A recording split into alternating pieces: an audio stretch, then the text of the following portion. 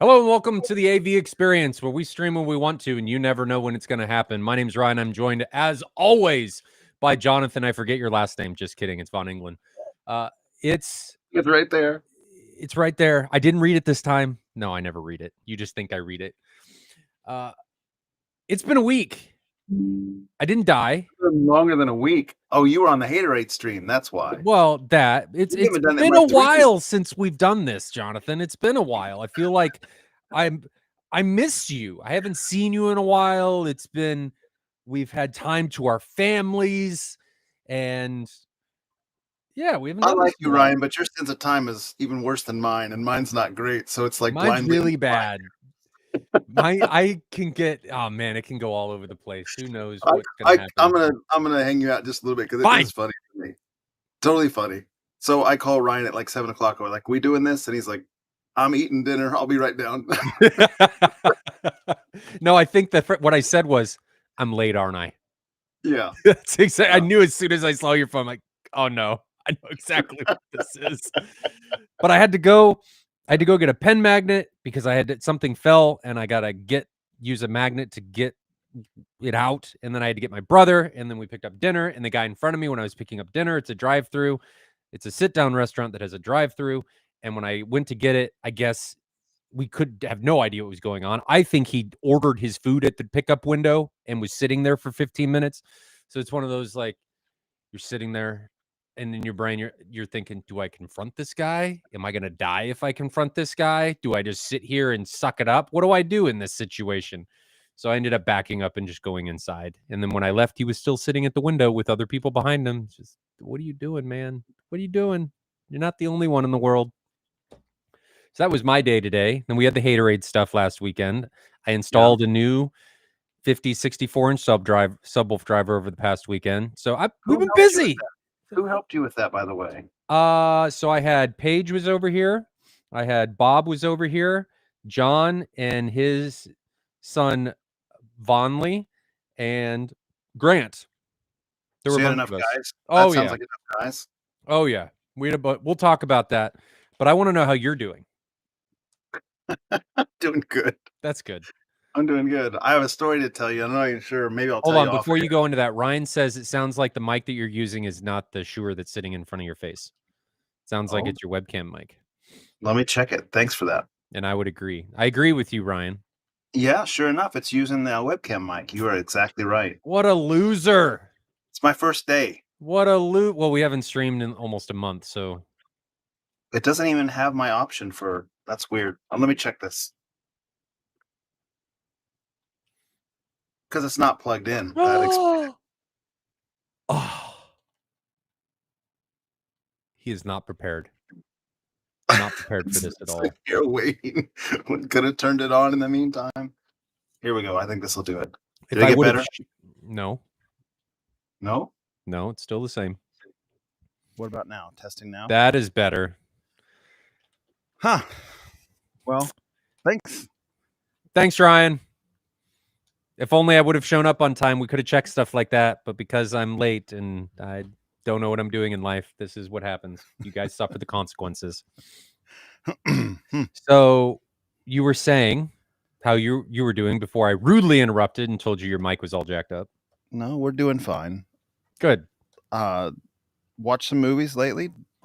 Made your family suffer by changing projectors in the middle of them, I saw, for Avatar. Yeah, even for just the last couple nights. God. It's not going to be so easy. So now I decided to hang 2 projectors. So let me see if I can get it. No! He's committed! Can you see it? There's now 2. Oh, no. But there's the JVC and then there's Jonathan. So now it will be less time. It won't even be 30 seconds. I don't have to or 2 minutes. I don't have to hang anymore. They're just there. So I just flip one on, flip the other on. Jonathan, what are you doing? It's going to be fun. You're supposed to sell it, not hang both of them. And every time he switches back and forth, it like reaffirms that he likes the Epson. I don't even know why you do it. Well, because there are things. I like the JVC 20% of the time. So and that's enough for you to hold on to it? Kind of. Oh my gosh. Well, JVC keeps raising their prices every like 2 months too. So like I'm not losing any ground on devaluing when they keep raising their price. I mean, that's fair. I didn't think about that. That I is mean, mercy. absolutely fair. He's going to get to the end of this and he's going to make money. The NZ500 in a few years is going to be as much as like a brand new Toyota, and he's going to be like, "I told you I should have held on to this." Yeah, and he did. And we're going to rue the day. Ryan, and you probably know this, but if the audience doesn't, there's just such a difference in strengths. Like they're completely different ends of the spectrum. The Epson's very bright and colorful, 6,000 lumens. JVC's not bright and not colorful, but it has super good blacks. So there's certain content that just matches one or the other better than the other. Let's go into that because Christian actually asked that question. Christian Kazinchi says, "Can you guys talk about the Epson versus JVC drama? Everyone who owns a JVC is upset, but the comparison wasn't even close." Where's that at? Is he talking about Maybe he's talking about the Stadia drama. Yeah. I think we talked about that at one of the last podcasts. We did. Bob. I thought he was talking about potential drama, and there's been some drama going on in like the Epson thread. Not that it's been very dramatic, but there's been some. That was only brought in by the Valerian guys. I don't even think the JVC guys are bringing it in. Oh, unless maybe there's a different thread that you're. I don't know. Not. I have no idea. The QL owners thread has just been kind of quiet. No.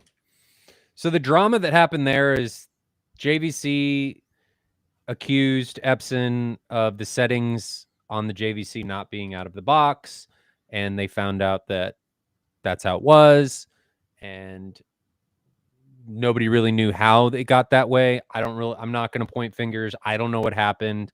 But then Epson immediately made it right, and they went back and checked everything, and then they were showing everybody the settings afterwards. So I look at it as, and Jonathan can say this too, that it's two strokes for two very different folks. I mean, we've done these comparisons enough. If you're in the JVC camp, I don't think the Epson's going to sway you. Right. You're going to stay in the JVC camp. Now, it may sway you on a big enough screen, but maybe not. If it's a big enough screen, it might be the reverse. On a smaller screen, right? It might be that it would sway. No, I meant if it's on a big enough screen that you may like the Epson was my point. I thought you were, yeah. No, I think you're in a camp and you have what you like. And I think that camp is based a lot around what you're used to, what your status quo is.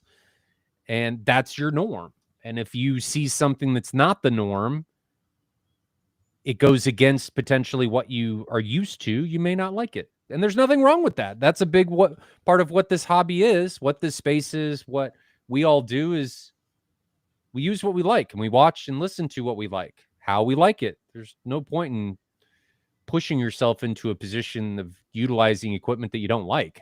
So, Christian, what's this about? Is it about the Stadia stuff, or is it about something different? Maybe we haven't caught up on the newest issues that people are talking about. Say something, let us know, and we'll come back for it. Yeah.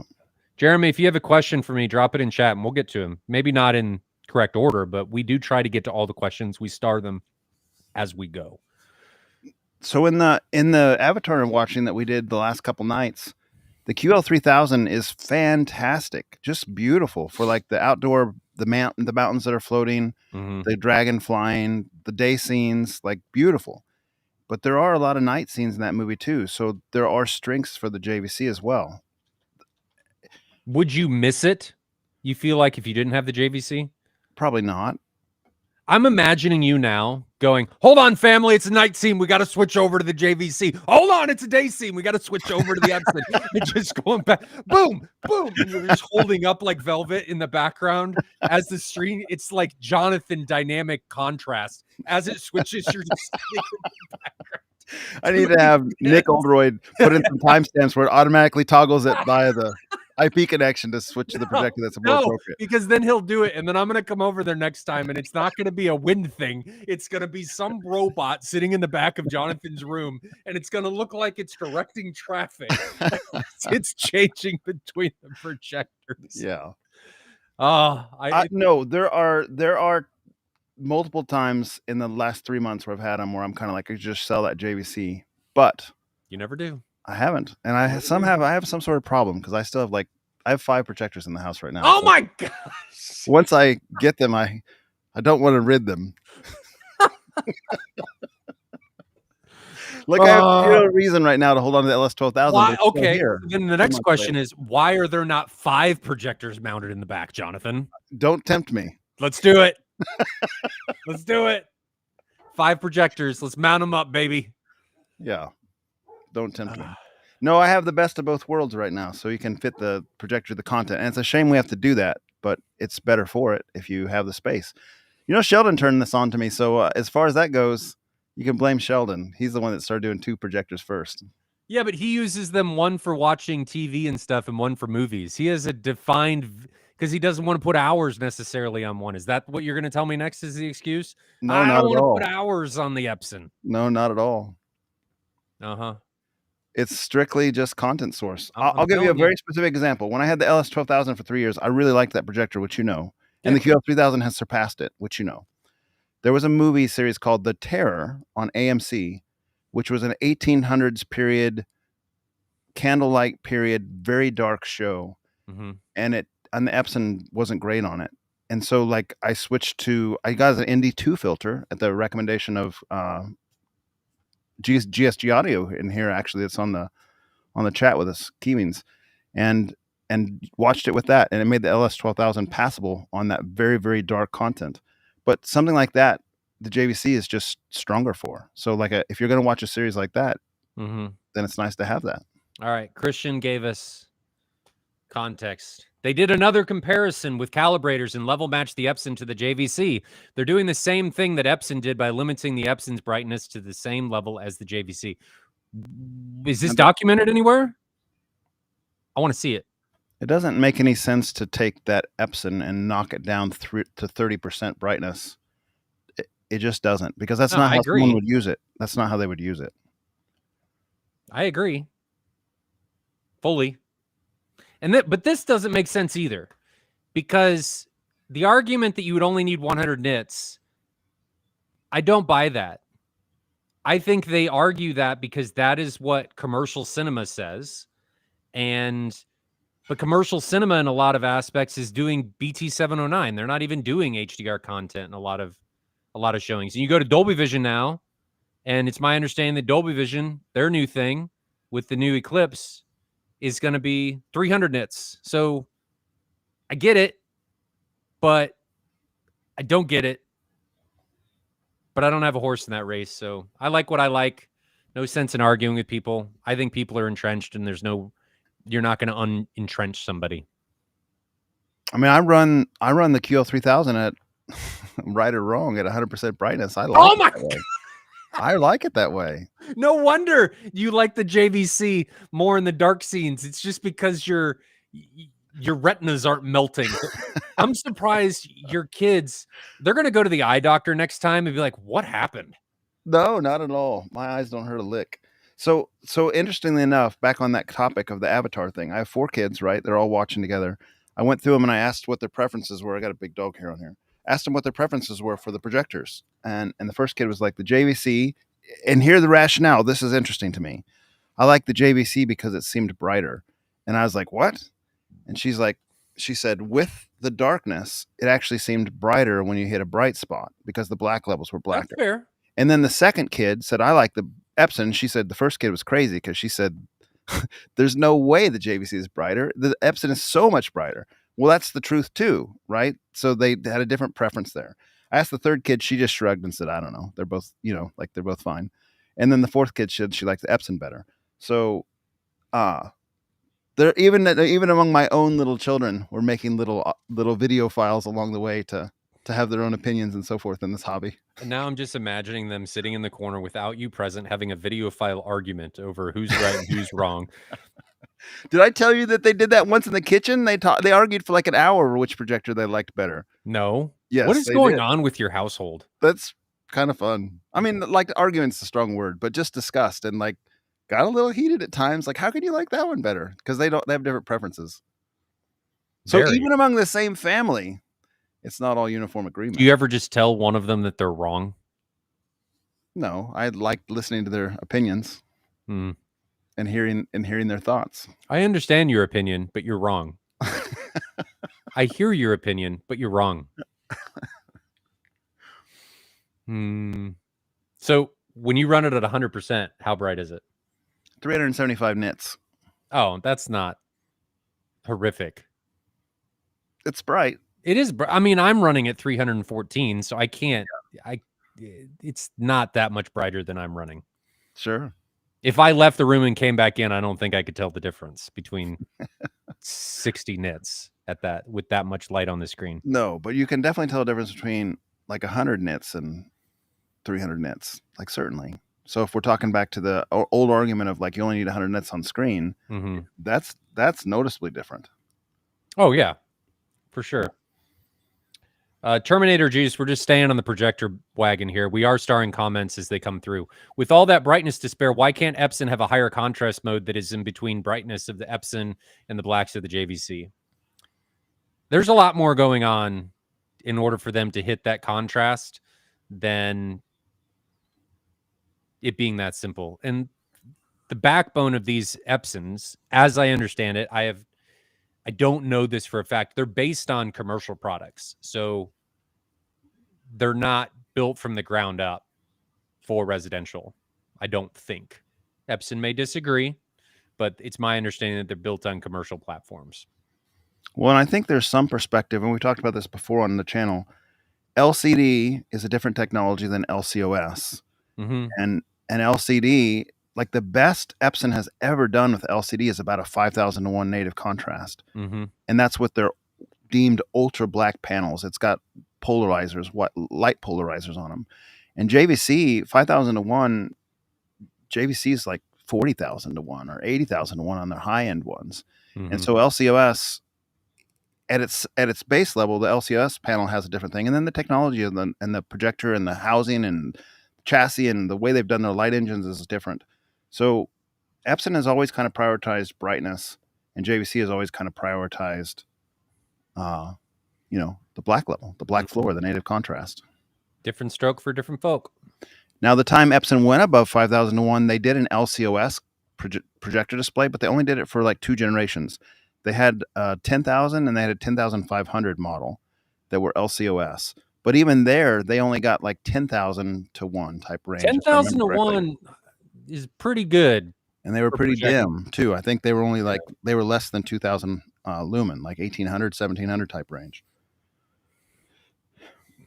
All right. PC, thanks for the super chat. Much appreciated.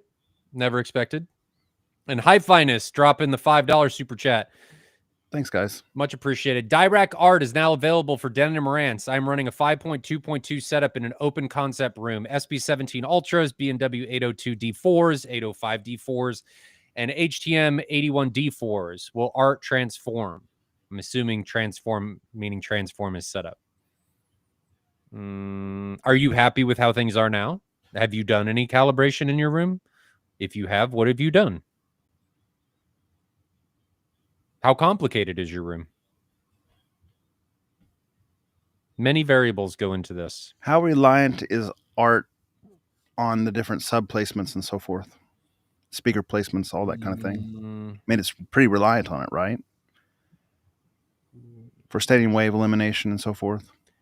I mean, the better the placement, the better the outcome, because it's only going to do so much, right? If you've got massive problems, you can't just pull crap anywhere and expect a marvelous result. That's not how this works. You got to start from the fundamentals and put things where they should be, and then use it as a sum of all parts, if you will. There's a thread on AVS forum where a lot of people are talking about it, and there will continue to be a lot of people talking about it as this has just come out for D&M products. So you're going to have a lot of people buying it and testing it and relaying the results. I just keep an eye on that thread and see how people kind of generally feel about it over time. And for what it's worth, Black Friday sales usually involve, like Dirac usually has sales, and it could be 15, 20, 30% off on Black Friday. So there's incentive to just hold for like another month and a half or so and see where you end up. That's true. I mean, if it's $800 for the package and you can save 20%, that's nice. I agree. I'm about ready to go start at the top. Should we talk about the haterade and the sub stuff first before we jump into this? Yeah, I watched that video, or at least 80% of it. I didn't quite make it. It was a long video. Yeah, I talked a lot. So for anybody that doesn't know, Haterade Cowboy came in a couple weeks ago and filmed the Mad VR Experience Center, which was the first time I think anybody has filmed it. Really, the first time any video has been on it on the internet. And I kind of explained the journey of how everything came together and what my thoughts and everything were. If you haven't seen it, it's on Haterade Cowboy's channel. I'm not trying to self-promote. It was fun. I never really spent a lot of time with Haterade, and I enjoyed spending time with him. He's from Texas. It was good. It was pretty casual. I just got to explain my journey and why I did the things that I did and what my thoughts were and what I think the rest of the industry should try and think about when they're doing these rooms. And I enjoyed it. But he missed out on us then on the new subwoofer, though, because we dropped in the new 64 driver. That was an experience. For anybody that wants to see the video, just go watch it on Haterade's channel. That's enough about that. The sub, was, it's always a thing, right? So when we did it the first time, when we tried to do it a couple weeks ago, I'm sitting down there and we're backing out the screws, and the screws have thread inserts in these holes. Like T-nuts or hurricane nuts? No, they didn't have T-nuts. They just had threaded inserts. So they were just in there with epoxy or something. Well, what evidently happened when we put that driver that was in there at that time in, the shank from the bolt went in and it contacted the T-nut, and the T-nut went and grasped the shank. So then when we backed out the bolt, it brought not the T-nut, the threaded insert with it. It brought the threaded insert with it. And the problem with that is you can't use threaded rod, which is what we want to do to make sure that we're alleviating a lot of the stress on us. Because if you do just take out all of these nuts or the bolts, you're going to get caught with 400 pounds of awkward weight, because the driver sticks way off of the magnet, sticks way off of the driver, and it just gets really awkward. And the whole sub wants to tilt, like it wants to shift. Right. Because the magnet wants to out and back end in as it wants to, or sorry, other way. It wants to the magnet, bottom end out and top end back. So it wants to like fall backwards, and it makes it really difficult in order to take out. So we had to put a stop on that and wait a week. And what we had to do was get T-nuts, and we had to suck it up and figure out a way to get the driver out without using the threaded rod, because every nut we took out was taking out the threaded inserts. There was no way for us to put in the threaded rod. And what we ended up doing, which I didn't want to do, taking it out, was using an engine hoist. God, this is how far we've come, where I'm using engine hoist to take out subwoofer drivers. So we use an engine hoist in order to support the driver.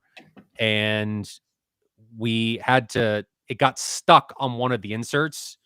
You know, hindsight, we should have just taken all of the threaded rod out. I had two in there that were kind of supporting it, but the problem became they had all of the weight, and it was really difficult for us to move the driver because it was getting caught on the threads. So there was tremendous amount of sweat exerted trying to get this dang thing out. We did eventually get it out. And then once we got it out, it then had to go up the stairs. And that went much easier than I thought it was going to be. I thought that was going to be the most difficult part. Had 5 guys around this subwoofer. You had to carry it up in like the vertical position, I assume, right? Do. Because it wouldn't fit the doorway otherwise. And it is, you don't think that it's that large, but it's large enough when it's going up the stairs that you have to worry about it hitting the joist above my staircase. So we actually had to, when it was going up, we had to lay it back so that it would fit up the staircase, because if it was straight up, it would hit the joist above your head. So you had 5 or 6 guys. How many people could pile around to help carry up the stairs? Could 5. You have all of them? 5. Yeah. So we got it up. Then got the new one out and brought it down, and I have pictures of the new one, so we can show that. I don't have pictures of the taking out process. I've got pictures of the putting in. Nobody wanted to see the taking out process.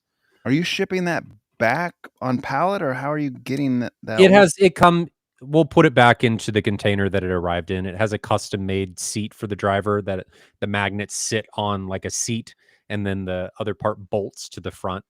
So it's got its place. So let's do this. Share that. All right. So you can see my pictures.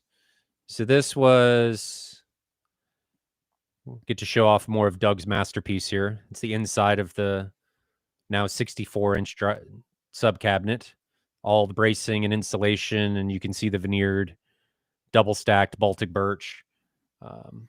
Then this is us taking it out. We got it out. Or sorry, this is the new one before it went in. So hanging from the engine hoist, 400 pounds. Your little poor couch is just upended. It looked like pandemonium in that room after everything. And then afterwards it went in, and then Looks she was great. situated. So now it's all black hardware. There's no silver, which I think is an upgrade.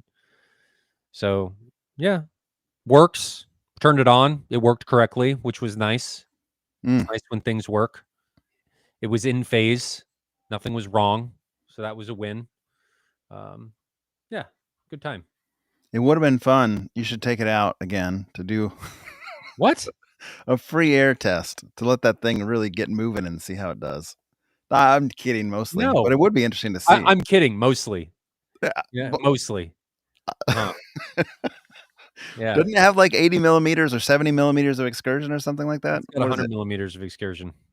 So 50 each way or 100? Do you know? I think it's at least 50 each way. The thing moves. Like, it moves enough that I've told this story before. When Adam Peltz was in there calibrating with myself and Matt Trinkline, he was sitting right in front of the 50, and you could see the prehistoric part of his brain when it was going and moving. He was looking at it like, I want to touch it.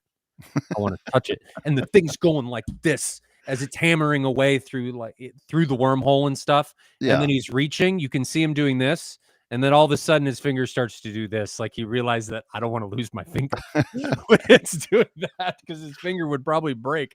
Yeah. But it moves extensively. And I actually can't drive that thing anywhere near its full tilt. I'll clip my amplifiers before it reaches where it needs to go.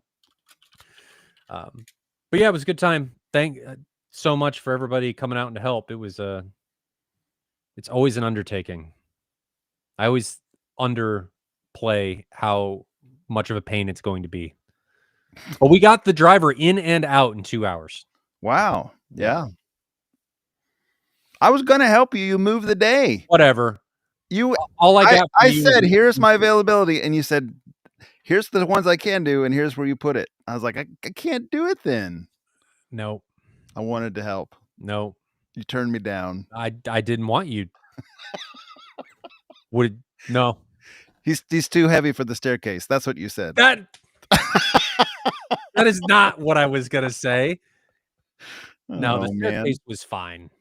No creaking? I did make me a little nervous talking about that. You go under that staircase, you looked up on Grok AI and it says 12 to 1,300 pounds is what typical staircases do. I think that's for like my upstairs staircase, going up the stairs that's not supported underneath. This one's supported every 16 inches with a 2x4 stud. It's going nowhere. Oh, so you got a lot of little supports. But then the stair steps themselves are probably just like 2x10s or something, aren't they? Or 2x12s or something? That's a lot. They can take a lot of weight. I was just thinking 400 pound subwoofer, 4 guys. You're getting up on multiple treads. It's not a problem. There was no creaking. No creaking. It is 64-inch subwoofer proof. Okay, we're good. Everybody agreed that if I build a new house, the staircase needs to be wider so we can take things up and down laying down. They don't have to go up vertically anymore. Oh man, yeah, that sounds like a bear. It was not fun, but it's done. It is done. Glad that's done. I have a story that's similar to that. When I was when we did a subwoofer shootout in 2011 or 12, I don't remember, over at Husker Omaha's house, there was a DTS 10 that came in for the competition. He had a staircase situation that was like downstairs. There was no external access, and that DTS 10 weighed, I think they said 385 pounds or something like that, so similar weight. And there wasn't enough room to put all those guys around it on the stair steps. I was working out a lot of the time, and I got the bottom, and somebody was pushing on my back. Another big guy was I pushing on my remember that back. story. And I was just thinking, like, if this thing falls on me or if I misstep, because I'm on the bottom of the stair steps, on the bottom end of that, all that weight's there. It's all I could do to hold on to it. And that guy's got his just hard push on my back. Like, if he fell, if I fell, this could like kill me. Falling down the stairs like that and run over your head. It's not a great situation. Well, what we told people at the top when we had the driver was, if this thing goes, just throw Bob underneath it and run away.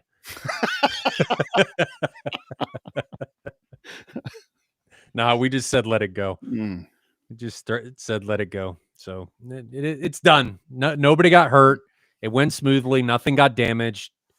Jordan's suitcase falling down my stairs did way more damage to my walls than the 64-inch subwoofer driver.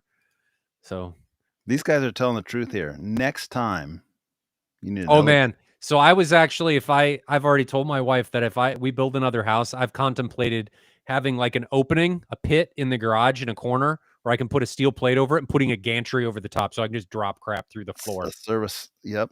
Yeah. Access points. Ideally, I would just have a walkout basement. That solves a lot of these problems. or a walkout. These really elaborate things, or a walkout basement. Yeah. Oh yeah. Man. So questions.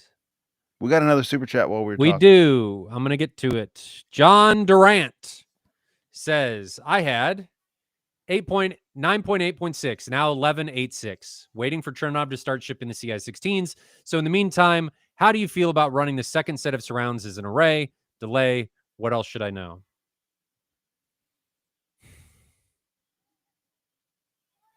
What do you have now? That's the other question. What preamp do you have now? If you can tell us that, then I can maybe make a suggestion. I don't really have much experience with his question. Do you? I mean, just to this point, I know the Savoy Theater that D.L. Beck has done in Des Moines, Iowa area. Mm-hmm.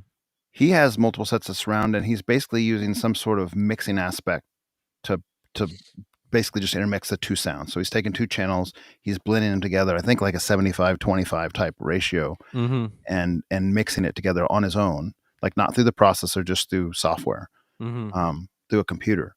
But I'm trying to think, that might be the only room that I've been in where something like that was employed, and it worked well in that room. Yeah. I don't think they added any delay. I think it was just pure mixing the two audio signals together. So he's got a JBL SCP-58, which that's a new one? Is that the newest one? That uses Dirac. No, it's a 16 channel. The 55 was the old one, or is that where the 58 also released at the same time? I don't remember, honestly. I don't know JBL's hierarchy. Not that that's good or bad. I just don't know it. So either way is a compromise, right? You're going to have comb filtering if you're doing duplication. I don't know that I would do anything. Do you care about the second row? I don't know that I would worry about it, honestly. I would just wait. Don't go down the pathway of doing it just because it's there. Sometimes doing it just because it's there can make things worse. And I am always of the opinion, Jonathan, disagree with me if you want, that you design for the 99% use case. You don't care about that second row. You care about the 99%, which the people that sit in that second row, they're not going to know any better. They have no idea. They're just happy to be there. They think it's awesome. I would not deteriorate my main listening reference position until I got something that can do it properly, like a Chernobyl or a Storm. What are your thoughts? I would like to tinker with it. I would just say, if you have the ability to tinker with it, just try it. I mean, that's how we came to make our theaters better along the way. Remember what I said about your girls? They can have an opinion, but you can tell them that they're wrong. And you have an opinion, but you are wrong. I think that's fair. You can tinker with it, but just know that anything you do in a lot of these situations is going to be a compromise away from what you have. In my opinion. I don't suspect that has to be a compromise only because my single experience with DL Beck, it worked well. Like it filled a hole in a time period. This was 10 or 15 years ago, in a time period where there were not these top end options with all these channels. So he wanted more of a base layer experience, like more channels, and there wasn't anything else to do. But it worked really well in his room, and that's, like I said, that's my sole experience. So Did you get to I don't think listen it has to be to it with worse. it not having that though? What I want? Did you get to listen to his theater with it not having that duplication? I don't think so. No, but we're going there. That's the place we're going together in November. That's David Beck's place. Oh, So we'll check it out. You'll get to experience there. That still would be in place. okay. It's a really nice theater, like a top shelf experience. Okay. So, Looking forward to it. yeah. Looking forward to looking at you and going, see, you were wrong. Just kidding. I'll probably be wrong. Good question, though. Jonathan, do you want to star? I haven't been starring him. Have you? I've been starring him. In fact, I'm just going to go back and start at the top. So if you see any new questions come in, star away. Okay. Did that one. Mosin asks, do you have any experience with Dolby Vision using a projector? That's few and far between, unless you're using low latency Dolby Vision. The only things that have it are those Chinese DLPs that have Dolby Vision. That's it. That's it. Yeah. And that's not even because the projector has it. It's because the Google OS or whatever, the Android OS software that's running the machine has Dolby Vision. And so they've kind of slid it in there. Those cheaters. That's how they're doing it. Those cheaters. It's not that we've done the comparison on my LGs, and though there were some differences, we had to go look for them. Yeah, they're pretty minor. They are. Between HDR10 now, and HDR. that's not to say that there aren't some pieces of content out there that are major differences. It was a very small selection of what we did. I just don't think on the Dolby Vision thing, people should get as hung up as they do on it. You're going to have a great experience. I think Dolby Vision is better than not having it, but I really wouldn't worry about it. Would you? You don't. Do you? No, I don't. But if you have a projector that has bad tone mapping, you might be more interested in this than if you have a modern projector, right? That's fair. If you have like a modern Epson, a modern JVC, a modern Sony, it's probably unnecessary. If you have a 5-year-old of any of those models except for JVC, maybe you do want to pursue it. And by pursue it, what it amounts to is you buy a little HDMI switch effectively, or a HD Fury or a Vertex, or they have different options. You buy one of these devices that tricks the HDMI signal, the EDID, into thinking that it's a Dolby Vision supported projector or display device, and it sends then a low latency Dolby Vision, like a pre-programmed, pre-cooked Dolby Vision version that you can specify the nits in the EDID signal. So there's forum threads on AVS forum on how to do that.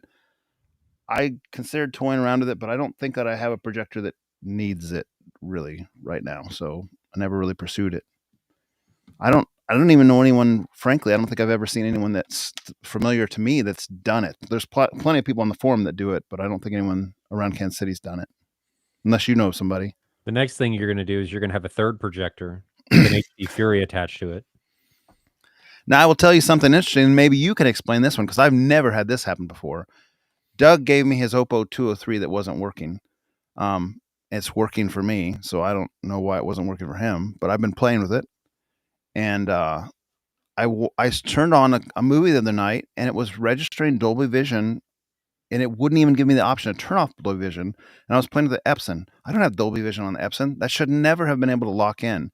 I had to reset everything to make it go away, and then I couldn't re-enable it. So something had been screwed up with the EDID that it thought that it had Dolby Vision. I have zero idea how that happened. I've never had it happen before. I don't even know how to replicate it. Yeah, but it happened. That would have been the EDID table getting corrupted.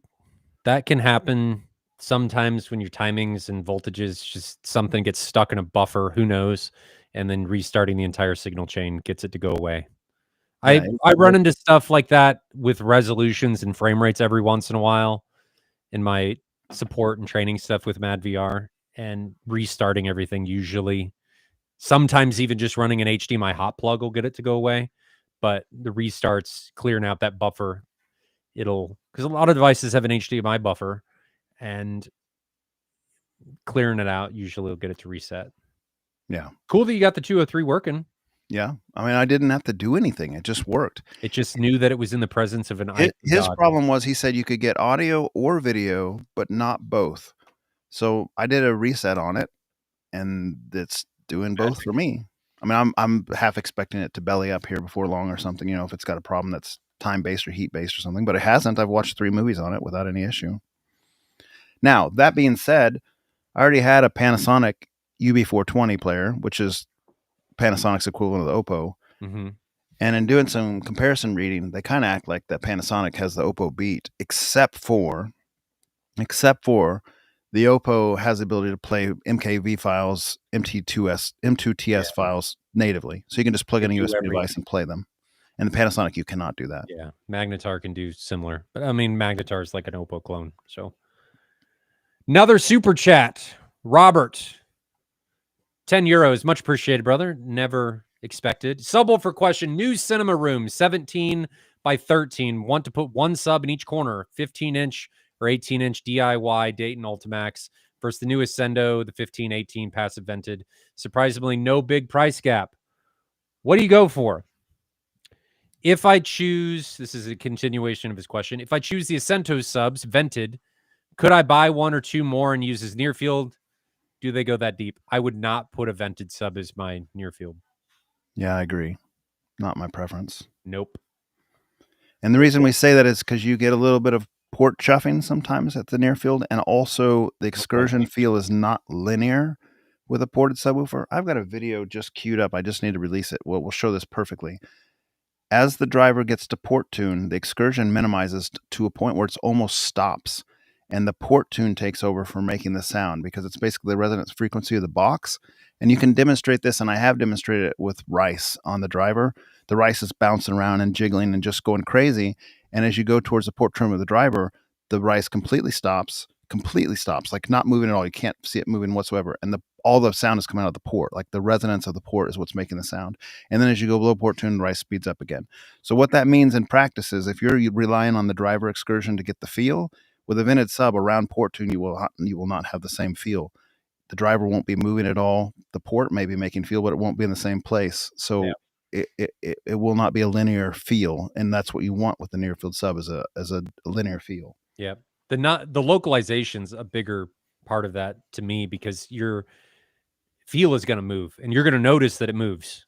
Mm-hmm. So I would not do vented, and I don't think Ascendo is going to have a subwoofer that's going to compete on price with those 15 and 18-inch Ultimaxes that's not vented. So if those are your choices, I would do 18-inch sealed Ultimax boxes. Would you agree, Jonathan?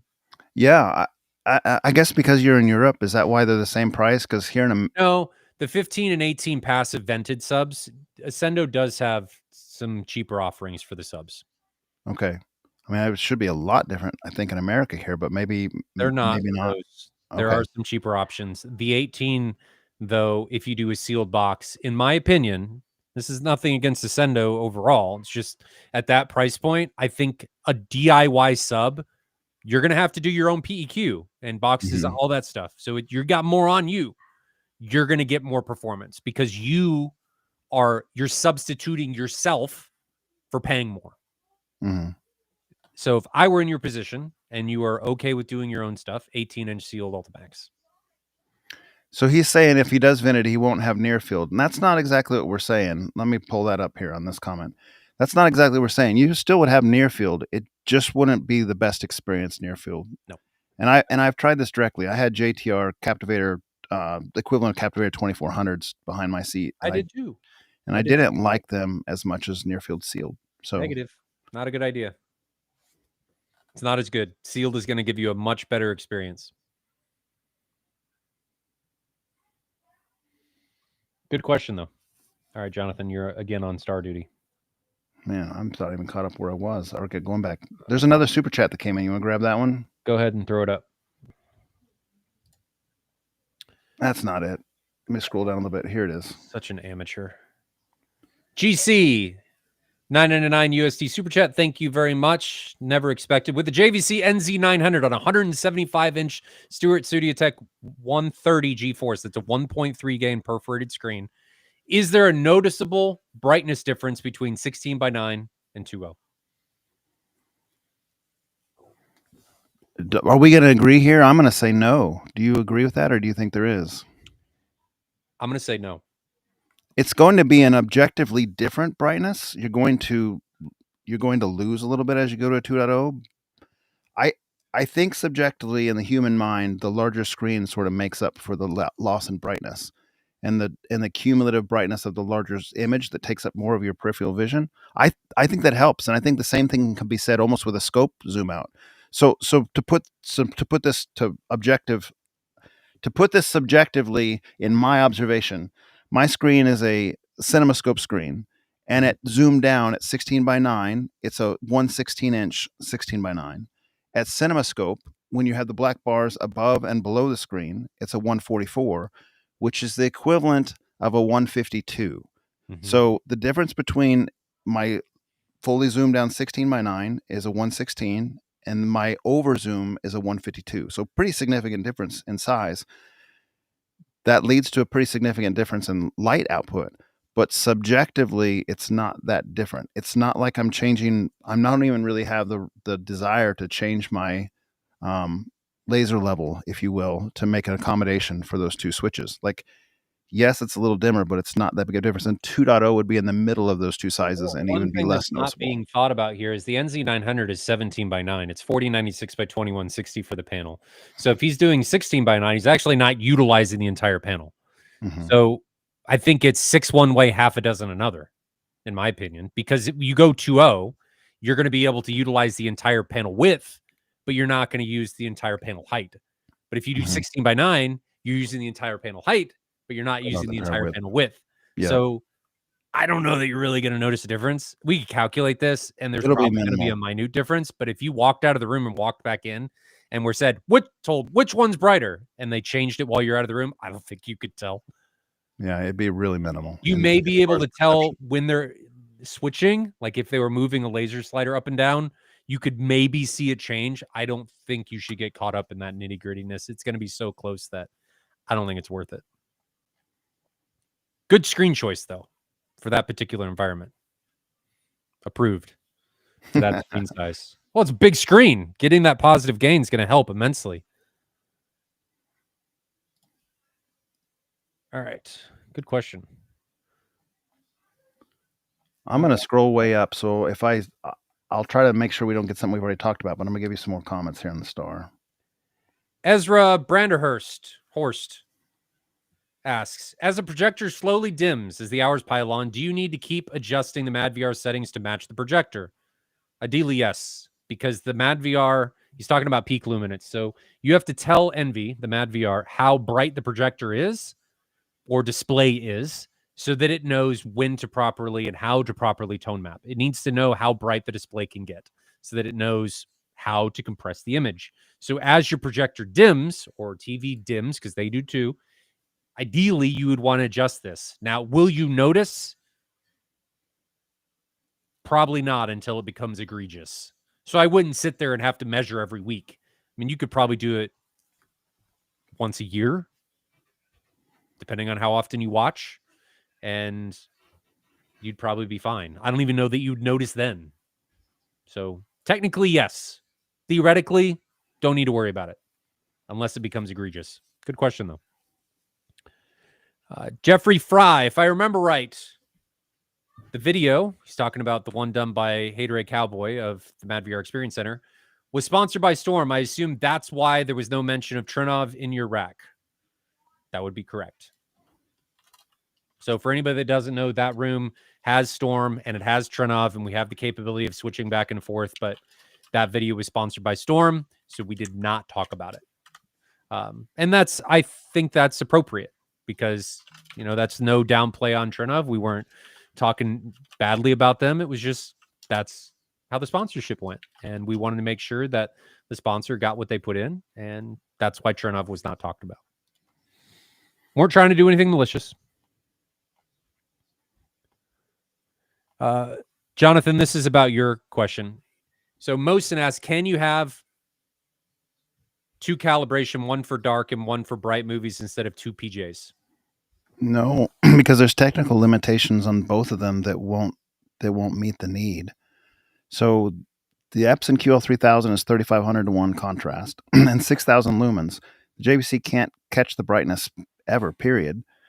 And the Epson can't catch the JVC's native contrast of like 40,000 to 1 ever, period, no matter what you do. So you can calibrate it however you want, but you'll never meet those strength characteristics on either side of the pendulum, swing, if you will. Yep. You could have 2 different calibrations for the same projector, but you're not going to overcome those technical limitations. Yeah, and so people will say stuff like, I've seen this before, why don't you just lower the brightness on the Epson and that will help the contrast? It really doesn't help it that much. In fact, Tim and I were talking about this before when we had the QL7000 over here. It actually, the contrast looks better at 100% laser than it does at 30% laser.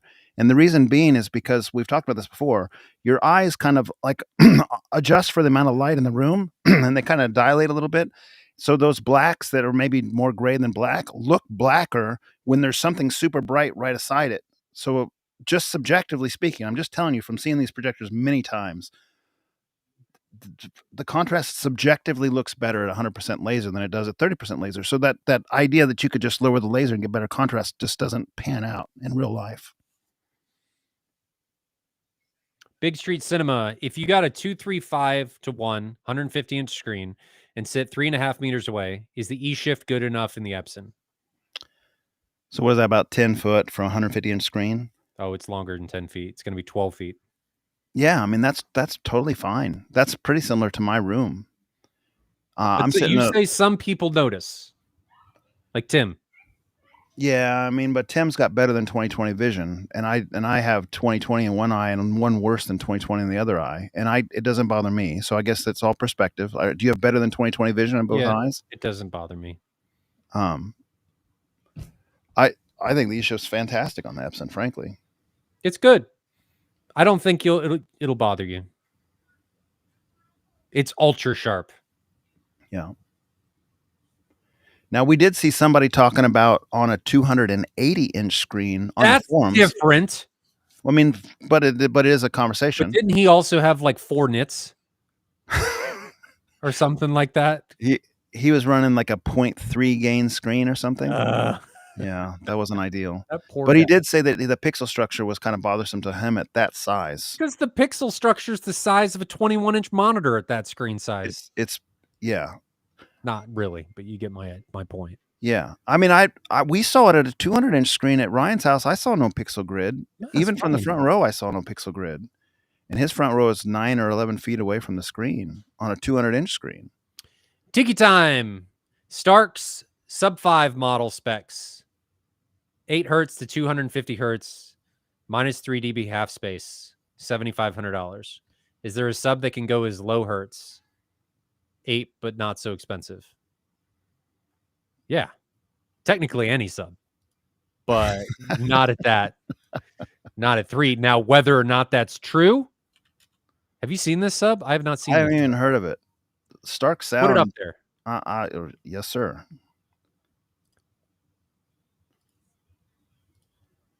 Did it pull up? Mm-hmm. What size is this thing? A 17-inch driver. It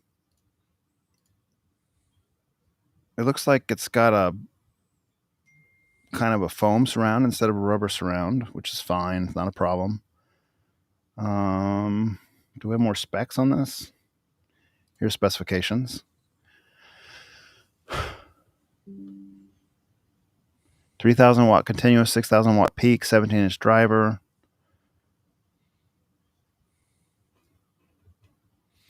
Here's the issue I have with that spec. is saying that it's 8 to 250 hertz minus 3 dB. The problem I have with that is if you use DSP, anything can do that. Sure.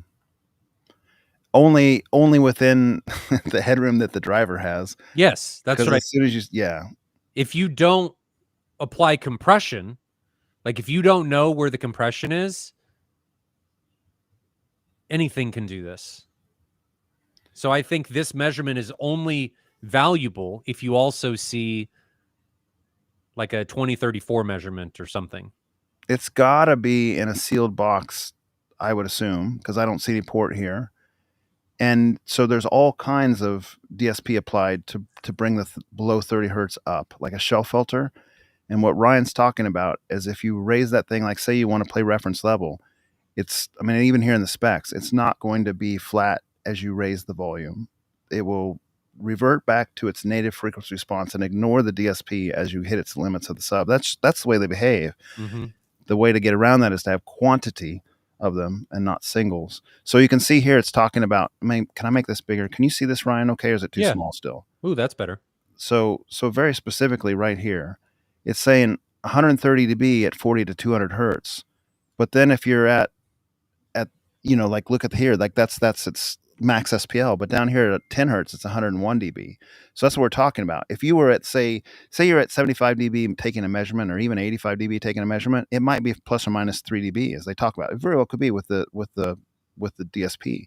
But by the time you're getting to max output, you're no longer flat like that. So as long as you understand that, it's okay. So that measurement that they're talking about with 8 to 250 is probably at actually 101.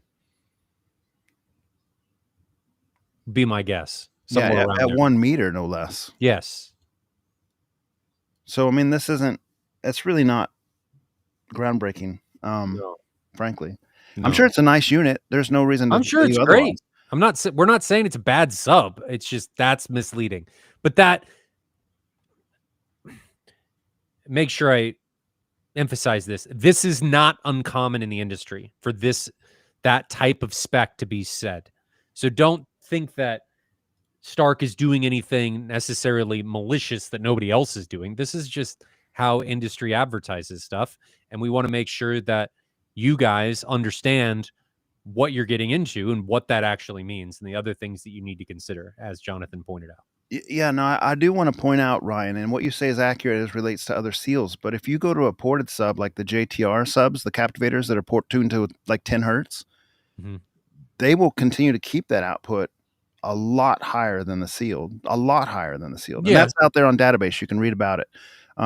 Because the box, the port tune is like enhanced by the box. The SPL at the port tune is enhanced by the box by 6 to 10 dB. So let's say you took this same Stark driver and you put it in a giant ported box like those JTR uses, you could get 6 to 10 dB more around port tune.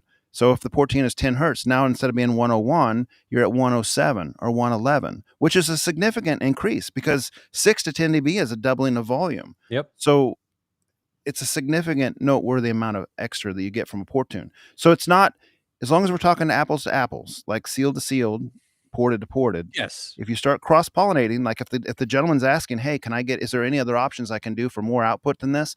Absolutely. A JTR 4000 ULF would cost you less and do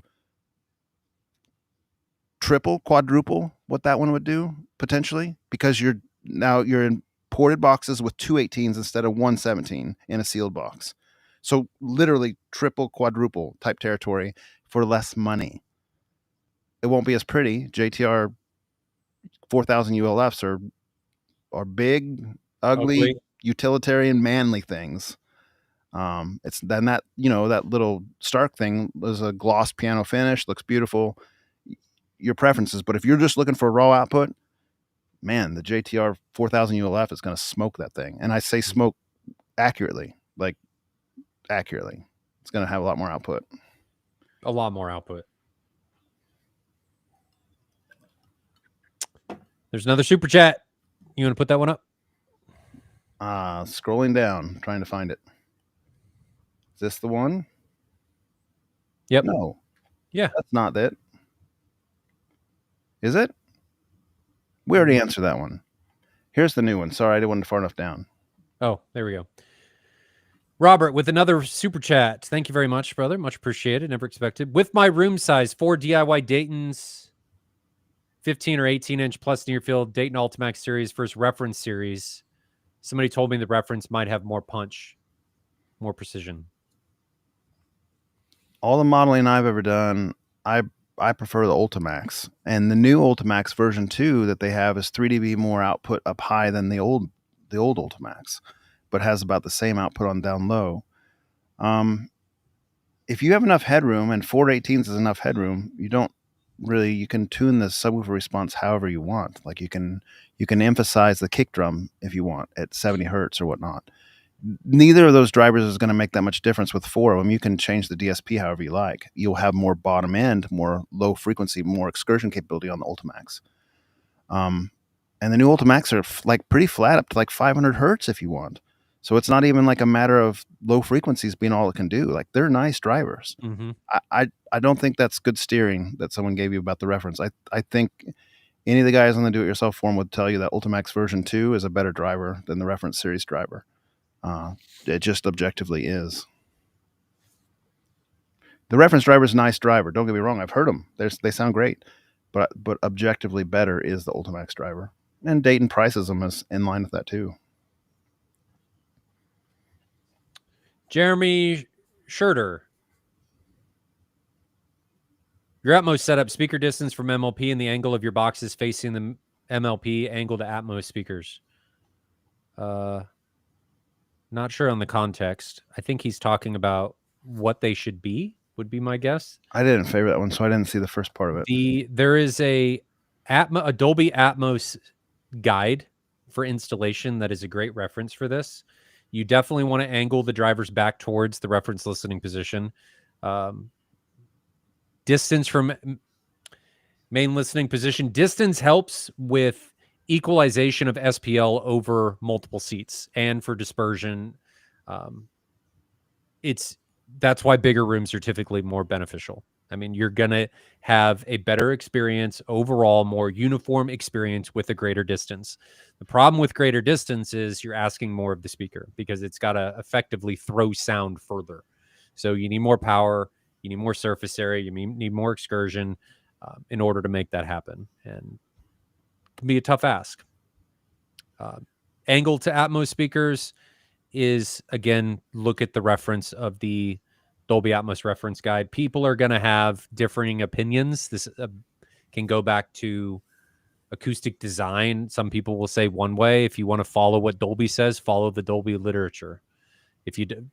Trinov is also a great resource for information about placement for speakers like this. Those are the two directions that I would look if you're looking for advice and reference material for where these speakers need to go. There's another super chat, Jonathan. You want to just throw it up there? I'm still reading through the comments, trying to catch up. Do you have it handy and not? I got it. Big Street Cinema, 65 SEK. Thank you very much, brother. Much appreciated. Never expected. Trinov CI without waveforming versus AC DPR R16 or Storm Evo Digital with ART. Is there any reason to look at Trinov when my layout can't do waveforming? Trinov's really good. Their optimizer's really good. You can do things in there that the Storm, nothing against Storm and nothing against AC, they can't do. Like FIR filters. So Trinov's really good. My thought process is get what makes the most sense for your room. I know nothing about the DPR16, so I can't really comment on that. If you're not able to do waveforming, it's going to come down to cost versus performance, and that's a subjective question of how much is that capability, if you can even utilize it, going to be worth to you? Or are you going to be able to benefit more from your ununiform room with what ART is able to provide you and the PEQ that's able to come with it? ART is tremendously powerful. So if that's on the ticket, Storm and how they've implemented Dirac with all of the features they have, that'd be a strong contender for me. Very strong. I can't tell you which way to go because there's a lot of factors and variables that go into that. You got anything else to add on that, Jonathan? No, I think you covered that one real well. Okay. I don't think you'd have a mistake with Chernobyl or Storm, but which one to pick depends on what's going on in your room and what you value.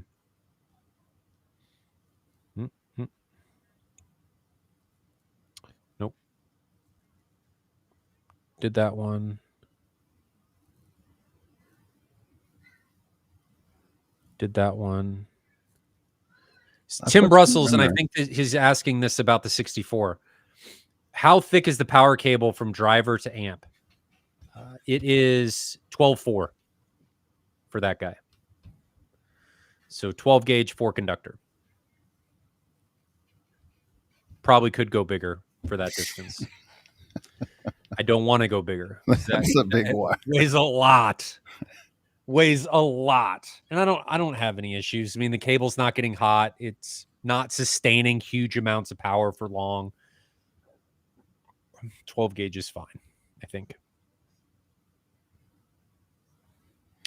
Big Street Cinema, another question. Can you buy the Ascendo 32-inch if you want to build a custom box? I think they can build you a custom box. I do not think they will sell you the driver on its own, but Ascendo, if I remember correctly, don't quote me on this. You want to ask your integrator. I think they can build you a custom box. Costs more. Pretty sure they can build you a custom box, though.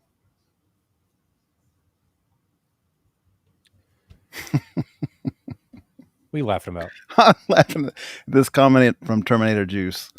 On one hand, I'm impressed with you guys' knowledge about this tech stuff. On the other hand, it's a turnoff because I just like to watch movies and I don't even want to learn about this kind of stuff. It does kind of suck, Terminator, in some capacity. You could be Jonathan and be like, hey, family, let's watch a movie. Hey, family, hold on. I'm going to change projectors. Hey, family, hold on. I need to change EQs. Hey, family.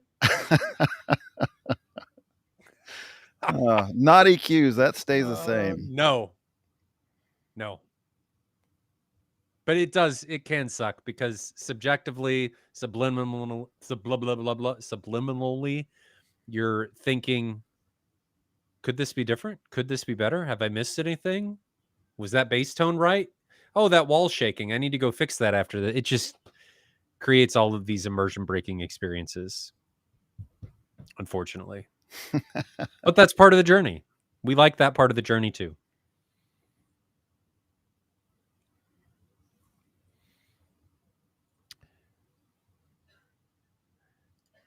Hishu Bryken. I butchered your name. Toying with the idea of doing those slat wall diffusers on the front wall behind my towers. Any acoustic benefits or all aesthetic?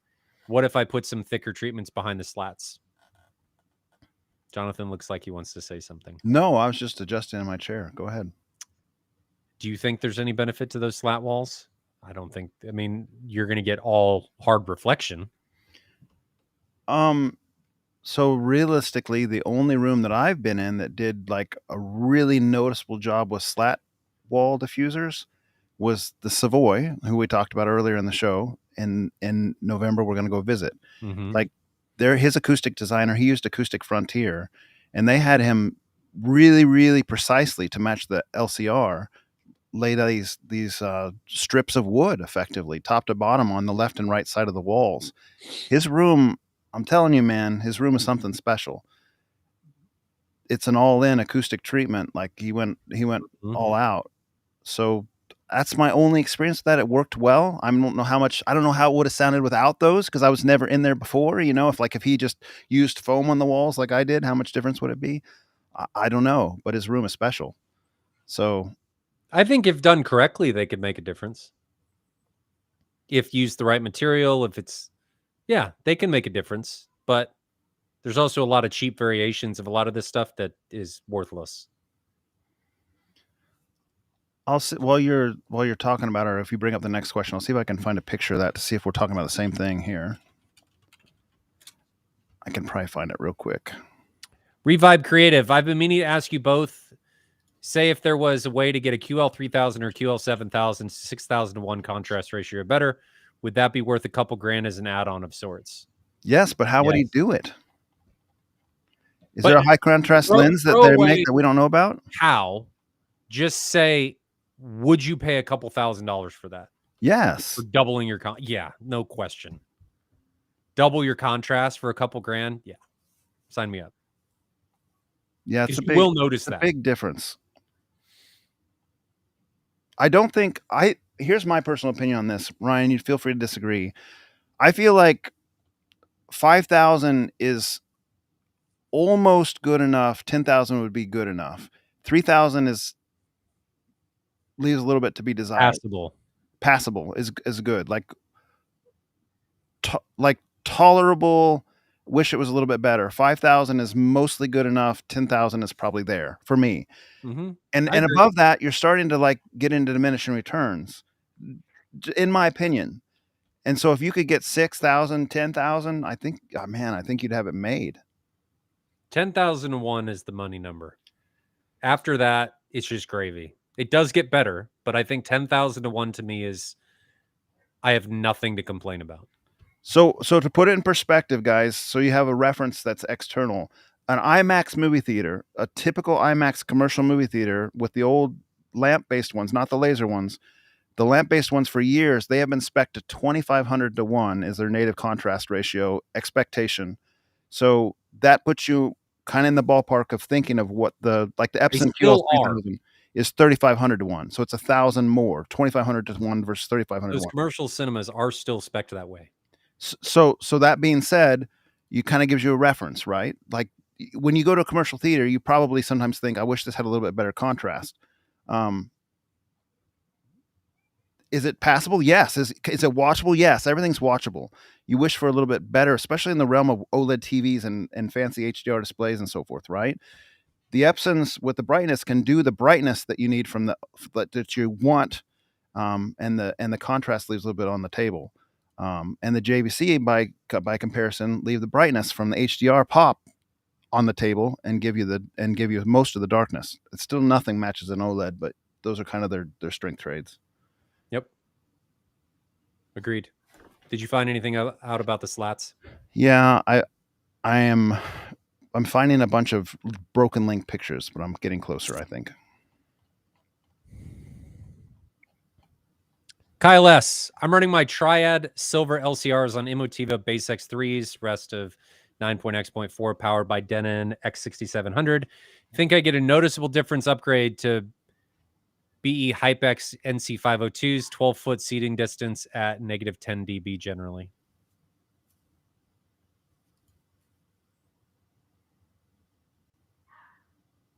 I'm going to say no. He's running an Emotiva Base 3, and he wants to know if he'll tell a difference when he goes to the HypeX. Maybe a noise floor. He's those not chasing those reference. are kind of low sensitivity speakers anyway. Those Triad silvers, they're not going to be super high. Well, they're also not going to be super high SPL power handling either. No, I would say that you are, and he listens to negative 10 dB generally. Zero difference. Kyle, you couldn't tell this if your life depended on it. You may be able to tell the noise floor, like if nothing was on and you had your volume set at 10 dB, you may notice the hiss lowering or going away, if you're even able to hear that. But with those low sensitivity speakers, I don't know that you are. Don't chase that. Not worth it. Save your money. Put it into acoustic treatments, like slat diffusers. I don't know. I'm getting real close here. I'll keep going. Man, got direct art from my Marantz Cinema 50. Huge low-end improvement for DLBC. Time alignment and phase alignment, baby. And probably noise cancellation, active room treatment for dealing with standing waves above the resonance frequency of the room. So not surprised. Good on you, though. Glad you got some benefits from art. That's great. Positive stories are always good to hear. Okay, I got these things. Let me share my screen. Hit it.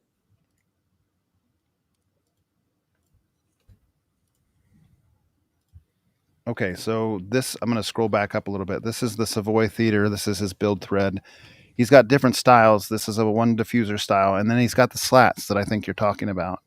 And Frontier Acoustic gave him the slats, and I don't know how much of this is voodoo and how much of it is real. Like, this is not my heritage, and I don't. It's a little bit black box to me, a little bit magic, but like to the inch, telling him where to put these slats from his left, center, right to accommodate the sound design that they had wanted to do. And so that's what he did. So let's see if we can scroll down here a little bit. Yeah, I'm not seeing any more pictures like that. But anyway, that's what I wanted to show you. Is that what we're talking about? Is that what comes to mind when you're talking wood slab? I think if that's what he's talking about, absolutely they can make a difference. Because you're changing effectively the absorption coefficient of whatever's there by providing reflective material to bounce the sound back. So then let me go here. See a previous page. There's those diffusers in a different style. There he's building the wood slats, building little frames to drop into the wall like was instructed. This is a super cool theater. Check out this thread. It's called the Savoy on AVS Forum. Back to your regular scheduled program. Yeah, if that's what they are, those can be beneficial for sure. So we got that, got that, got that.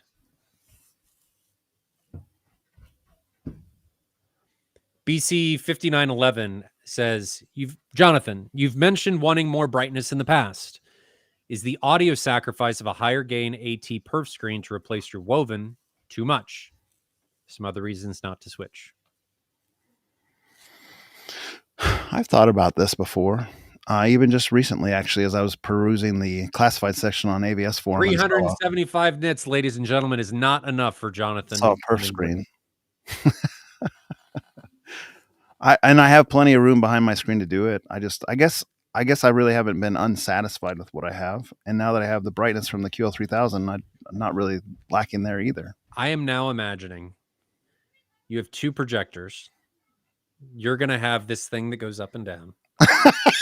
And then you're also going to have a screen that goes up and down. Swaps out. And it swaps out. Hold on, guys. It's a dark scene. We got to wait. Just watch the movie already. Yeah.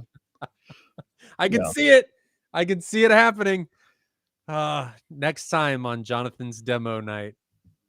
Hey, your guy that did the high contrast lens for you or was working, I don't know if did you get your high contrast lens from that guy that was doing for your Christie? No. So it never came through? Still waiting. Well, then you probably all right. Oh, we're gonna do two lenses now. We're gonna switch back and forth. I'm gonna have like a rotary. My question was, does he do Epson lenses? Because there's been people ask on the forums, does Epson offer a high contrast lens? No. Could he? I don't know. Why don't we? Is it just tint on there? I mean, is it effectively just like a nice tint job on the lens? No, it's high quality tint. Could you just do it with tint though, like an ND2 filter? Effectively, they make it with like a paper. I don't know. Like I don't know enough film. about that. I don't know. To do it properly, probably not. You'd need an iris. I don't know, man. I don't know. The ND2 filter worked really good with the Terror. You could do something like that with the Epson. All right. I'm Astasia. 170-inch wide, 2.4 screen with 26-foot throw distance, assuming Stuart Studio Tech 130 G4 Ultra Perf. Which one would you recommend? JVC NZ900. Oh, Sony GTZ 380. Those aren't even the same ballpark price. I know. Christie M4K 25 or a Barco Heimdall. There's no question in this. No question. 170-inch wide. Wide, right. He says, not diagonal. Let me wide. put this in a different way, Jonathan. This is big. This is a big screen. NZ900, 3,300 lumens. GTZ 380, a little under 10,000. Barco Heimdall, plus 6,000. Christie M4K 25, 25,000 lumens. M4K 25. There's no question in my mind. Are those all in the same ballpark? No. What's the Christie the cost? GTZ 380, the Christie, and the Barco are. The NZ 900 is much cheaper. The GTZ 380 is like 80,000. The Christie's what? With a lens ballparkish in there. And the Barco's in that same Gotta range? be in that same range. $80? 80,000? Yep. It's the Christie. Your screen is big enough. You're going to want a bright projector, and I don't think the NZ900 is going to be as bright as you would like. What's the native contrast ratio on the Barco versus the Christie?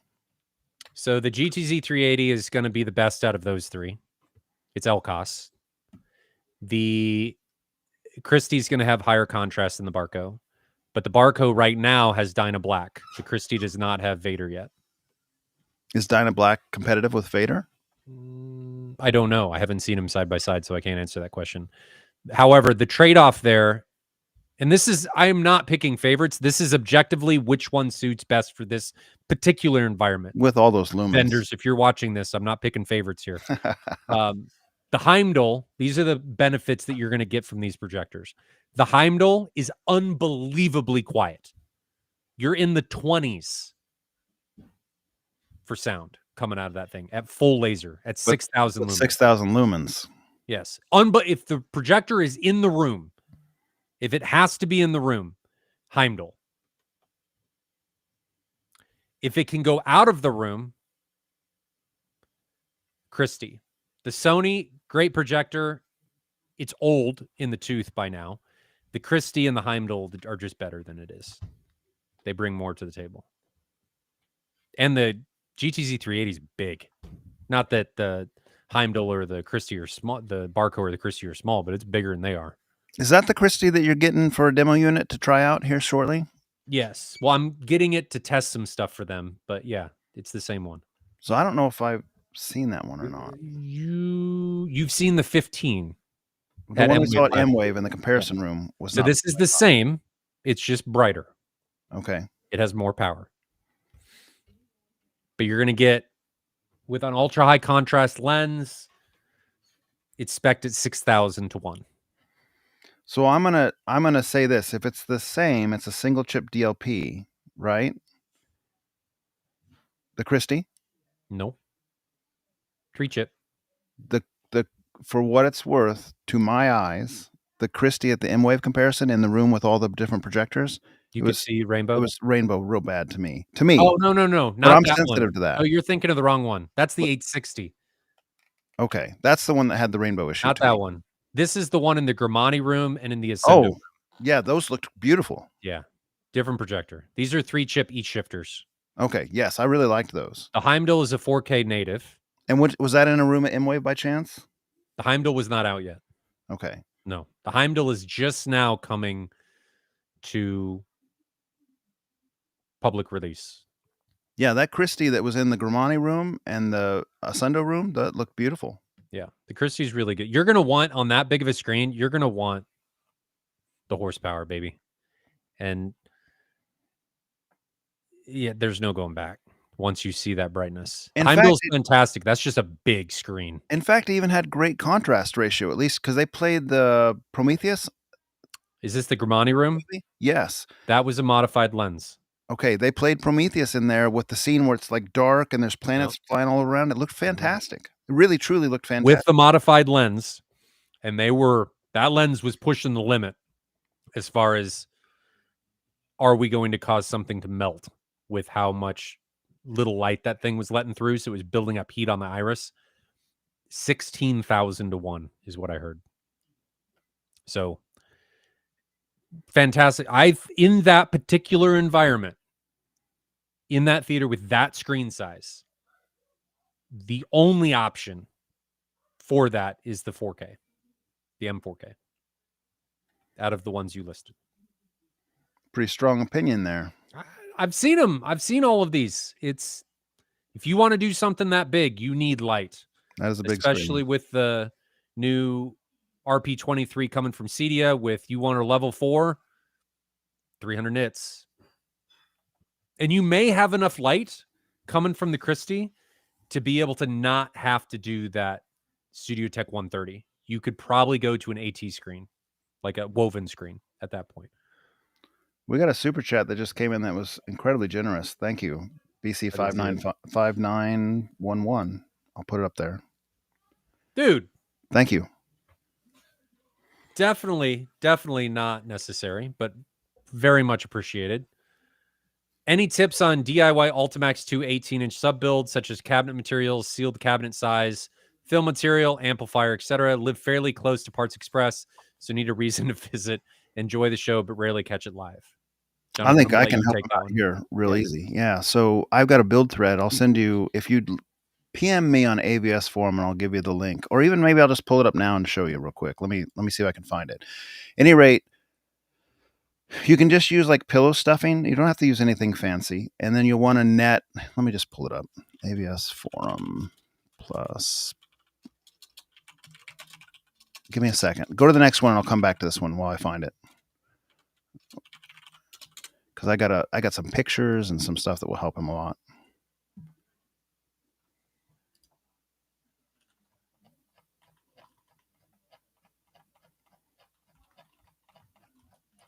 Did I lose you? I'm not looking at the screen. Did I lose you?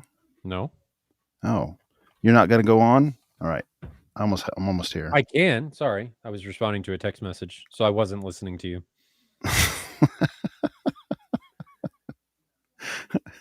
All right. I'm almost there. So just stay here for a moment now.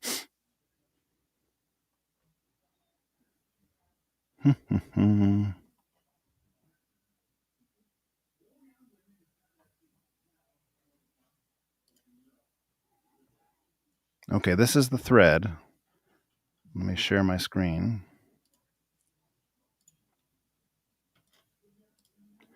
All right, can you see it?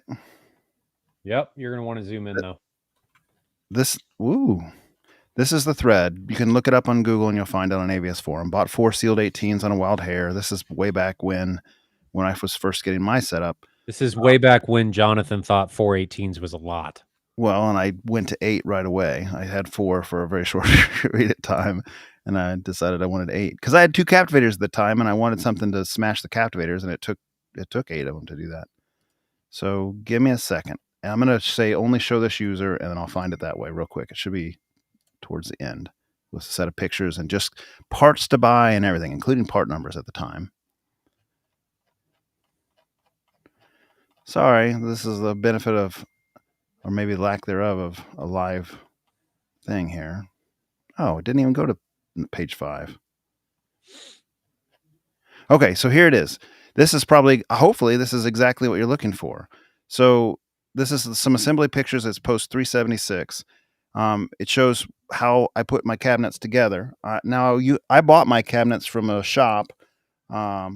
They were based out of Chicago at the time. I bought them from a guy in St. Louis who bought 16 of them from the shop, and his shop was closing down. So I got a really good deal on them. I don't know how to replicate that, but that was what was available to me. These are the parts that I bought from Parts Express. So exactly what we're talking about. I bought some feet. I had some thick cable, these plates with some nice terminals, and then more plates down here. So I used T-nuts, and the part numbers are on the bag. That's also in the thread here to secure the machine screws. That works really well if you ever need to drop a driver out. Do T-nuts. Don't do threaded inserts. Yeah, T-nuts, because they have a larger thing on the back, they can't pull through. And they also have little spikes that stick into the wood. You want to get high quality T-nuts with like more prongs. More prongs, deep prongs is better. So these are my boxes. And then I laid them all out here. I already had 8 at this point in the thread. I bought a bunch of polyfill from Walmart. You can get it for super cheap, like a 25-pound box. You could just lay it out there. I think it was 3 pounds per cabinet. Just put it inside the cabinets, like not stuffed. It needs to be airy.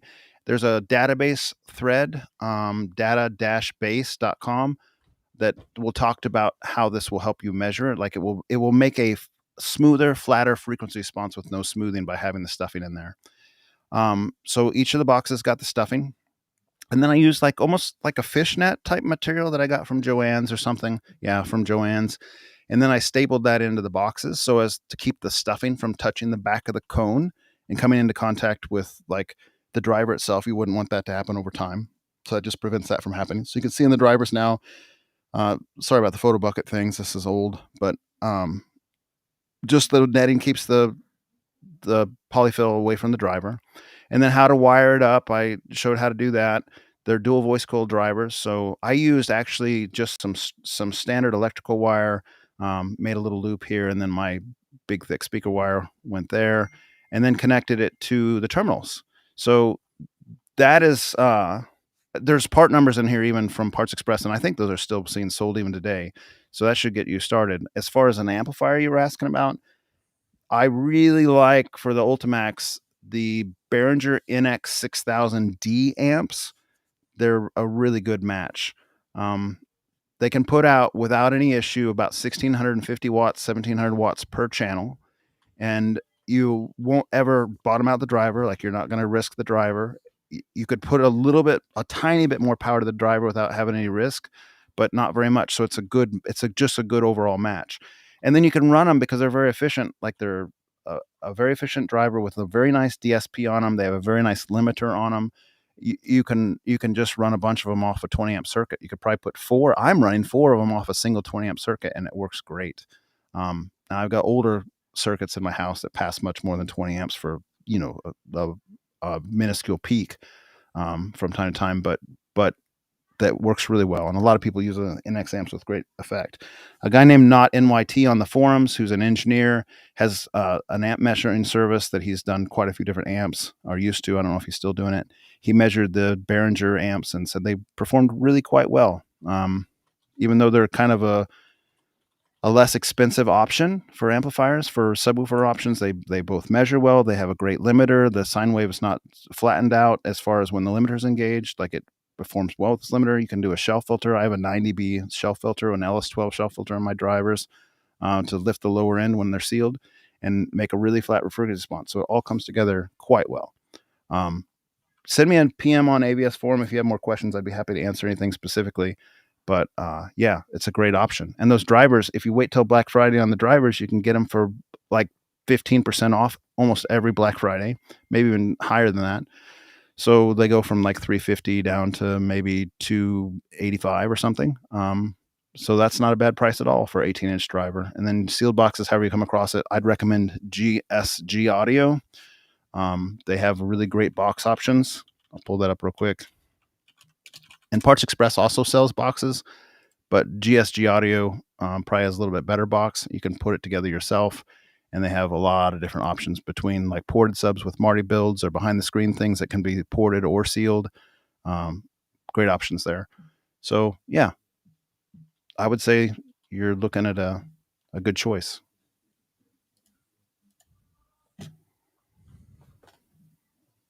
Good answer. Good question.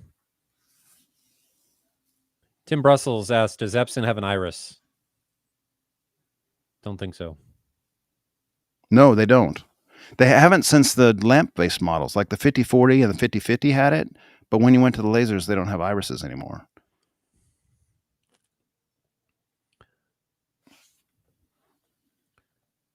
Rajiv L.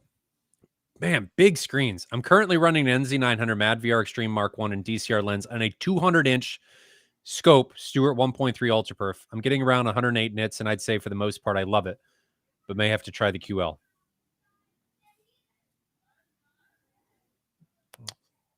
It's pretty good. It's probably a pretty good image. 200-inch scope screen. That's a big one. But he's got a high gain screen, a 1.3 already. Yeah. Are you running that thing at 100% laser to get that 108 nits? I would imagine. That's a big screen. Yeah. It's probably a pretty good image though. So the QL 3000 would only be twice as bright. I think if you want to move the needle and really compare, because you're 7,000. You're probably looking at the 7,000. Because that's 10,000 lumens, and they actually rate those things low. I was reading a review that was saying it's closer to 12,000 lumens. And the QL 3000 was closer to 7,000 lumens in the review I was reading. So yeah, I mean, to really like to make that the swing we're talking about, like to really characterize the strengths. I mean, we did that QL 3000 versus NZ900, and literally at 30% laser, like the lowest the QL 7000 could do, it was still brighter than the NZ900 at full laser. That's kind of where you see that strength. But there were we can give him a thread on this. Why don't we point him to our informal flagship comparison projector thread. I'll link it to the chat. We saw this thing together with the Bravia 9. There was 12 people or something that were there, and there was a bevy of opinions. Like, we didn't all agree. It was probably a 50-50 split between the QL7000 and the JVC NZ900 on a 200-inch screen that we were using, a 200-inch 2.0 screen. I'll get that shared in chat. Terminator Juice says, I think some people get way too carried away with these elevated channel counts, considering most mixes rarely go above 714. I generally agree. I generally agree. Do you generally agree or disagree? I generally agree. Yeah. Depends on room size. But yeah. I agree, Terminator. So in the thread there, I don't know if you'll be able to click it or look at it, but at the top of the chat there is the link for that comparison where we did the QL7000 versus the Bravia 9 and the NZ900 informally. Just kind of let them do what they did and watched a bunch of content with about 12 guys and everybody weighed in. It was a nice day. That was a great experience. Ezra Branderhorst, you have both Chernov and Storm. If you can share, do you have a preference between Storm or Chernov? No comment. We're not going to talk about that here. I think they both do great things. And that room, me doing that switching architecture was not for me to have one opinion over another. I think they both do amazing things. They have their own strengths and weaknesses. And which one I would recommend depends on a use case, the outcomes that are being needed, the room, and a bunch of other stuff. So, can you speak to the specific strengths of the processors, or do you just want to leave it alone?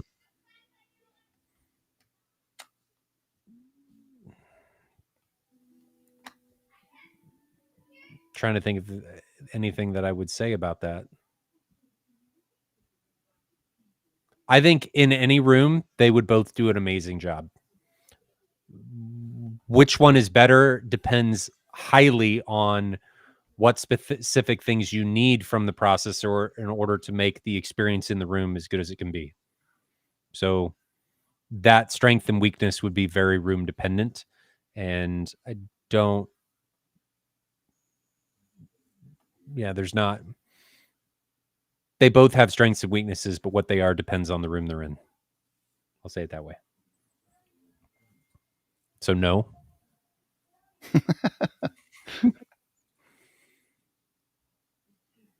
We did that one already. STL Sports Audio fan, have you either of you had any experience with the Stereo Integrity SQL15 driver in a sealed sub, going to build one and thinking of that versus UM15 too? Do you have any experience? I don't have any experience with SQL15. I think Doug was considering buying a couple of them, but I don't think he did, and I don't think I've heard him anywhere else. Unless they had them at the show and I didn't realize it, but they were just showcasing the 24s more at the show, Stereo Integrity, at the M-Wave show. I don't have any experience on that, so can't wait. Sorry, man.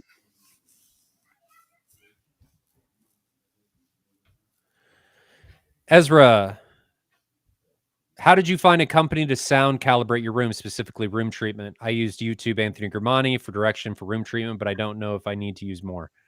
So my room is done by Officina Acustica, and I knew those guys through Cedia. I knew them personally, and Maurizio designed that room from the ground up. So acoustical calibrators and engineers are very much, not all of them are technically acoustic engineers or acousticians. Not that that matters a ton, as long as they know what they're doing and get the job done. It's an art form. They're all going to be different. So what one tells you may be very well be different than what another one tells you. I think Anthony Grimani is great. It's hard to choose. I think you just have to choose a well-known one and stick with it. Don't think I would mix them. I mean, if you've used Anthony, I would stick with Anthony so that it goes with what he's trying to accomplish in that room. Do you have any insight into that?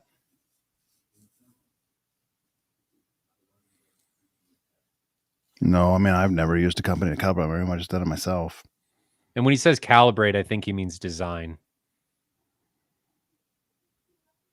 I mean, Niall's great. Acoustic Frontiers. Anthony Gramani's great. Matt Pose, I don't have a lot of experience. I don't think I've ever been in one of Matt's rooms. Officina Acustica is great. I know I'm missing some other ones, but there's not a ton out there. I would stick with Gramani, Ezra. Daniel P. Wanted your opinion if upgrading from dual PSA EV1813Ms to either JTR RS1s or 2400 ULFs would be worthwhile. Also considering PSA S21s, but worried about an X-Max being a limiting factor. 1813Ms. I haven't kept up with the PSA subs. Let me look that up and see what those are. PSA 8 EV 1813M.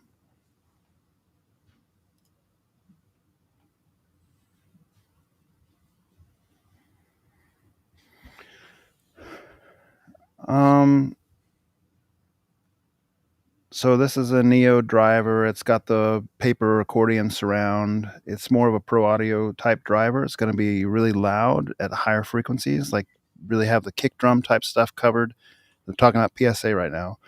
Not so much built for the really deep, low, guttural wobble type bass, the low frequency stuff. What are they tuned to? Features. It says 16 hertz to 150 hertz plus or minus 3 dB. So probably a 16 hertz tune-ish, maybe 18 hertz tune-ish. Yeah, I mean, so if you're, those are going to have a lot of output up top. A lot of people like that. We've talked about this before. I don't even know if I want to go into the full depth of it because it's a long conversation. What it amounts to is you can either get a sub that has like a natively flat frequency response, or you can get a subwoofer that has more of a 70 hertz emphasis type thing. Like I haven't done as much DSP to it. And PSA tends to kind of be more in that camp where they let the kick drum kind of be the specialty. Whereas something like the JTR 2400 ULF is going to have like a very flat frequency response. And so people who get these subs that don't really understand what the frequency response mean or how to, and that's totally fine, just aren't experienced enough to know what that means, is they'll like one or the other based on their subjective preference. Like, this one has more deep, low, rumbly bass, or this one feels like I feel more impact in my chest, that type of thing. You can do both. The driver design is going to impact what their full headroom, their maximum capabilities are, but you, with enough of either of them, you can do both.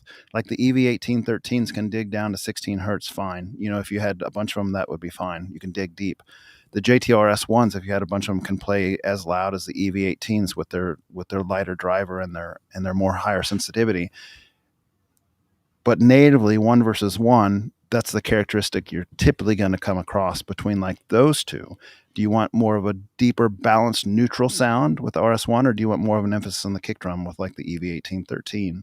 And then the PSA 21s, PSA S21. Let me look those up. As much as I would tell you a preference of mine would be more for like the JTR style, I like a more natural native frequency response where they're tuning it. There will be somebody else who will have the opposite preference, and that's totally fine. My logic is for wanting a more natural frequency response, and we've talked about this with DSP limitations just 20 minutes ago, right? This isn't, you can't just pump it up forever and get that natural frequency response, but within its capability, think about notes on a piano. If I'm playing from like a low C and I do C, D, E, F, G, A, and I go through the range, the scale there, as you do that, if it gets louder towards the higher notes, then that seems weird to me. I don't want my bass to be pronounced at certain frequencies. I want it to be an even response so that if I play 5 different notes on the piano, they all have the same volume. That's kind of more of a correct baseline. Think about it like if you had a rap music that had like 3 or 4 different notes that it plays in sequence. If one of the notes is a higher frequency, then that note's going to be louder if your frequency response is not native. some people enjoy that. That's what they're used to. It's what pro audio ends up doing a lot of times. So if you're listening to a lot of live music, it might be more familiar, might be more comfortable. It's not necessarily as accurate. I have a tendency to prefer more accurate. So my preference would be more like the design of the 2400 ULF, but I don't fault anyone who prefers the PSA style design. Ryan? No, I agree with you. Well said.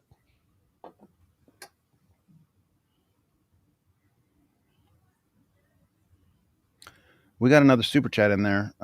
It was from a gentleman, Bobby Digital, asking about if we would ever see a modified lens for the Epson. First party, if there was going to be one, would there be one by now? You kind of almost wonder there would have to be, right? Because they've had how long to create one? I mean, they're using the same lenses that they've had out for 10 years. Like, are you talking about? Oh, yeah, I guess you're right, but we didn't see those projectors in heavy use residentially until now. Correct. I don't know. But this is ignorance on my part, and I fully admit it. I thought the high contrast lens literally was like basically a film tint that was on there. And you said it was more with the dynamic iris. Well, these things don't even have dynamic irises. So out of the gate, is it not even an option? I mean, the Epson QL3000, QL7000 does not have a dynamic iris. So it would have to be on the lens if you were going to do it. Yeah. Which there are things you can do besides just overall dimming, because if you use something like an ND2 filter, it's just going to cut light output by 50% and improve contrast by 50%. It's just a linear decrease.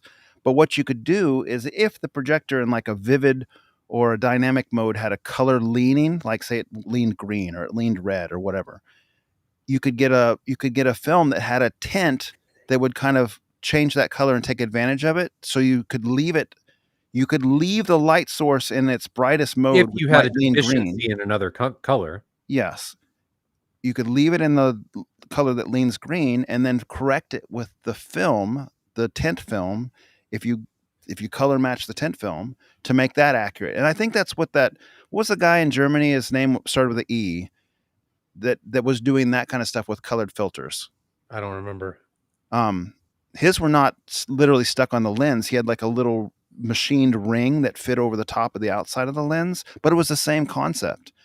He had colored glass effectively. Well, you can buy that tint material in a film, so you could potentially basically tint your own lens. It's a skill level I do not have the knowledge to pursue, but it'd be a possibility. Right. Could be. I don't have the skill to do that. Could learn it. Don't have the skill to do that right now. I'd rather not learn that on my own breaking lenses. It sure seems like Epson could do something like that, though, because they have all the samples that they could do to get the tint they needed the right way. They have the knowledge in-house. They could offer it. Hey, here's a QL7000 and here's a high contrast lens, and now we jump from 3500 to 7000 to 1. And you lose 40% lumens or something, or whatever it is, And like you said, that'd be a good trade. Yeah, I agree. So you're saying the manufacturer's doing it? I'm saying the manufacturer could do it. They're not doing it. He's asking, is there any chance we'll see it, assumingly from the manufacturer? I think a big reason the manufacturers don't do it is because you're increasing heat, right? So you're increasing, depending on what limitations are, failure vectors. And is that potential failure worth it to their bottom line? I don't know. That's just a thought, because I know that's an issue that comes up with a lot of these lens modifications and irises, is that, especially on the Christie's with their lens modifications, is you're potentially increasing heat saturation, and that heat saturation can cause things to melt, and then you ruin a lens. So maybe that's why they don't do it. I don't have a good reason. That's just a guess, because that is something that they do worry about. Whether that's the tried or true answer, I don't know. Speaking of something along those lines, Paul Travasino says, can you guys explain the difference between contrast specs, dynamic, native? Dynamic is typically done with things like laser dimming, or like a it's changing on the fly. It's dynamically changing. Your native contrast is your difference at a given brightness of, I'm probably not speaking to this the most technical way, but your difference between a full white scene and a full black scene. And then your ANSI contrast, there's other names for these. Well, the native contrast is like 1 pixel lit per, effectively, like with 1 pixel lit, what's the contrast ratio? ANSI is 50%, 50%. Yeah. So ANSI typically is measured with a checkerboard. And then you would measure all of the different checkers and all of your blacks and all of your whites, then average all of those together. And then that would give you your ANSI contrast level. I think, even though a lot of the industry has moved away from it, I think ANSI is one of the most valuable in figuring out how an image is going to look. Because a lot of the content is bright. It's not 50% bright necessarily, but it's still bright. 20%, 15% bright is still, ANSI has value for that type of measurement. Mm-hmm. And a lot of content is brighter than that. I mean, it can be stupid bright, especially when you move outside. Native, how often are you going to see a native scene with full black Starfield? It's far less than you see a full bright scene, in my opinion. Yeah. They're both important. It's like what we were looking at with the subs earlier. We were talking about your SPL measurements at a given frequency and compression. You've got to look at everything together. Looking at one of these things on its own does nothing. You could have fantastic native contrast and horrific ANSI. You could have amazing ANSI and horrific native. It just depends on what you're trying to accomplish. The best projectors, in our opinion, at least in my opinion, are ones that can do both, that are good enough at both of them that it leads to a well-rounded image. It's like in baseball, you've got a designated hitter, or in some of the leagues, pitchers don't hit, right? They do one thing and they do one thing really well. But the players that can do everything are a lot of times a lot more valuable.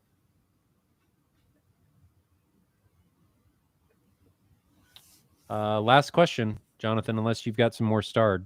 No, not any more starred. I'm at the end.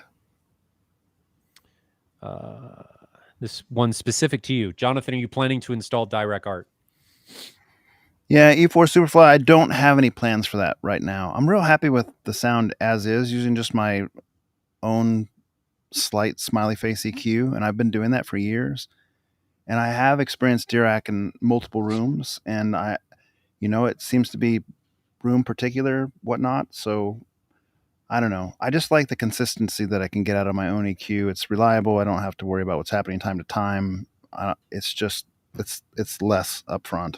So, and I also, Ryan asked earlier in the podcast, did I think it mattered? And we've had this background discussion many times. He's more of a 1-seat guy, which is what auto EQ is good for. And I'm more of a general purpose. Like, I want it to be good in all the seats because I often sit in the back or sit on the side. We'll just, in our family of 6, we'll switch up seats. So I want it to sound good everywhere. And auto EQ, whatever it's doing to best this middle center seat, it's likely doing to the detriment of the other 5 seats in the room. Because, and we've talked about this many times, but just to put a brief little explanation for it, let's say this seat has a dip of 6 dB at 70 hertz and you correct for it because of a room mode, a room interaction. But this seat here, the side seat or the back seat, doesn't have that 6 dB seat at 70 hertz. So since you're calibrating for the seat, you raise that 70 hertz by 6 dB. But let's say back here, it's instead of a null, it's a mode, and they're already hot at 70 hertz. Now you've raised that hot area 6 dB more, and it's like boomy in that area. So that in a nutshell is why I don't really do auto EQ. I want it to sound the best between all the seats. And if just have a speaker that has a really nice native frequency response, which these do, off-axis performance, which these do, then I don't have to worry about EQ as much because there's going to be less variation seat to seat without doing specific auto EQ for a primary seat. So that's my bent. Good answer. And a couple more questions came in. They're going to be quick. Ender Robinson, got a chance to buy an NX. This is actually a great question. NX9 for $5,500. Should I do it? No warranty, or just get an NZ500? I saw that on AVS forum. I do the NZ900. or sorry, NZ500. I feel like the NX9 might be a little old at this point, and it's lamp based. And lamps, correct me if this is wrong. I just read on AVS forum recently that JVC lamps have increased in price significantly. Is that true? Do you sell Probably. I JVC haven't lamps? looked. I haven't looked at the price in a long time. They were already pricey at $400 for OEM, and somebody said they've doubled on the I AVS can imagine. thread. It's So a thing of scarcity. if it's $800 a bulb, That's crazy. it's time to not. And I have no, even regardless of that, regardless of the bulb and the chassis, like the assembly, right? All of that stuff that comes together. NZ500. What about the big glass on the NX9? Just not bright enough. I mean, the NX9 is probably actually dimmer, even with a brand new bulb, than the NZ500. Yeah, it's not worth it. The only reason that I can see I don't think most people are going to notice the uniformity from the better lens. Most people are not going to take advantage of the projector being able to sit closer to the screen. NX9 will probably be quieter, maybe. The NZ500 is kind of loud.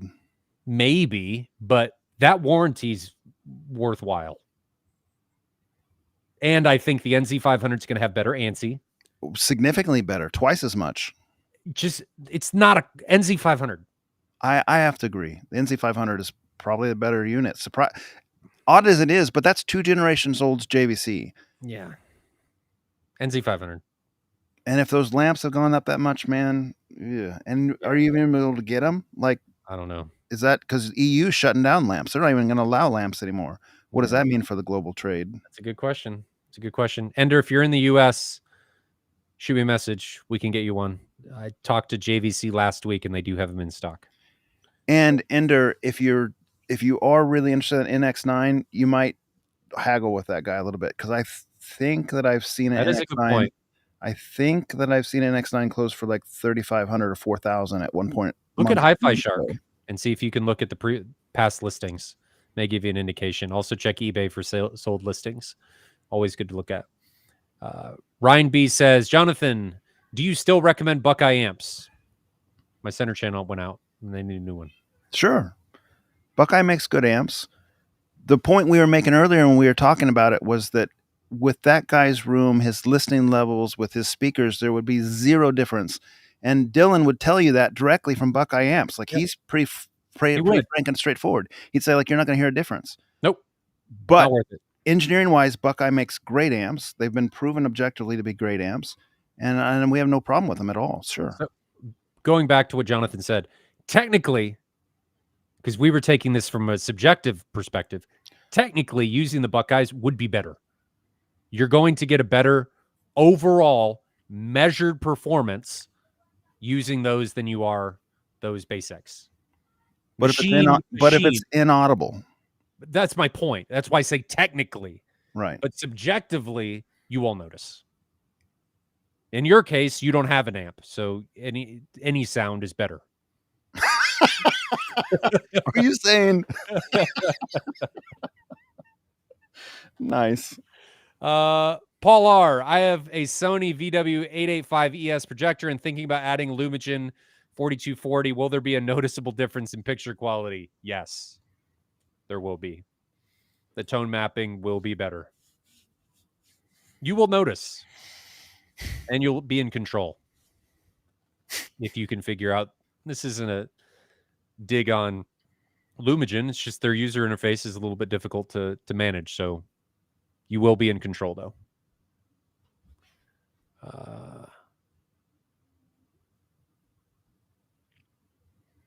That's all I got. Yeah, we caught up. Thanks for the kind words, Superfly. I won't throw that up there because And thanks for all the super chats tonight, guys. Yeah, that was really generous of you. Thank you all. That was hugely generous. Never expected. Always appreciated. Okay, Jonathan, we need to do this more. So you're busy this weekend. I'm busy this weekend. So we'll go back to more of our regular scheduled programming of who knows when we're going to stream next weekend. Yeah. Because I'm going to check my calendar. Am I good next weekend? You want to go for Friday night or you? Yes, but I will tell you this. I'm on call next week, and that can be dicey. It's fine. I'll join, but I might have to if I get a call or something. Like chances are low, but if I get a call, I'd have to just drop. Okay. I mean, Thursdays are honestly better for me if you want to do Thursday. But Thursday can work for me, I think. Okay. Well, let's plan on Thursday because I like Thursday. That was nice. All right. So as of right now, we're planning on Thursday next week. That could change. We may not show up. Who knows what's going to happen? We're going to find out next Thursday. 5 minutes late, 5 minutes early, you'll just never know. It'll almost always be Ryan's fault, though. Almost always be my fault. And I'm happy to take the blame. Anything else in closing? Not for me. Okay. We have a movie we need to watch.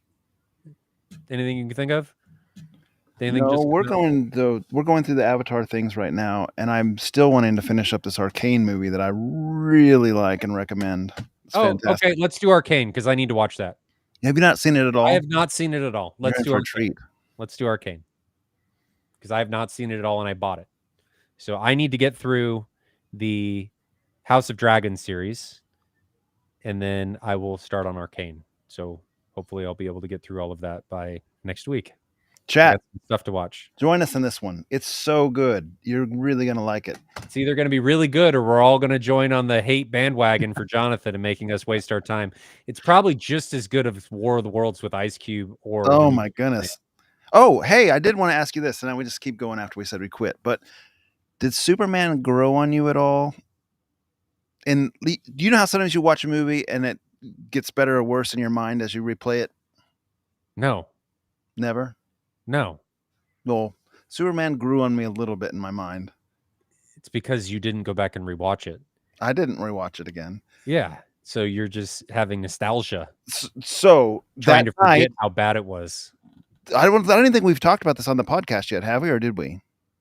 We watched Superman. Bob and I watched Superman over at Ryan's house. Yeah, we talked about 3 weeks ago. Maybe we didn't. I don't think we did. We did. Did we? No, okay, we'll talk about it now. Fine. We did. So, in brief, we all thought it was terrible that night.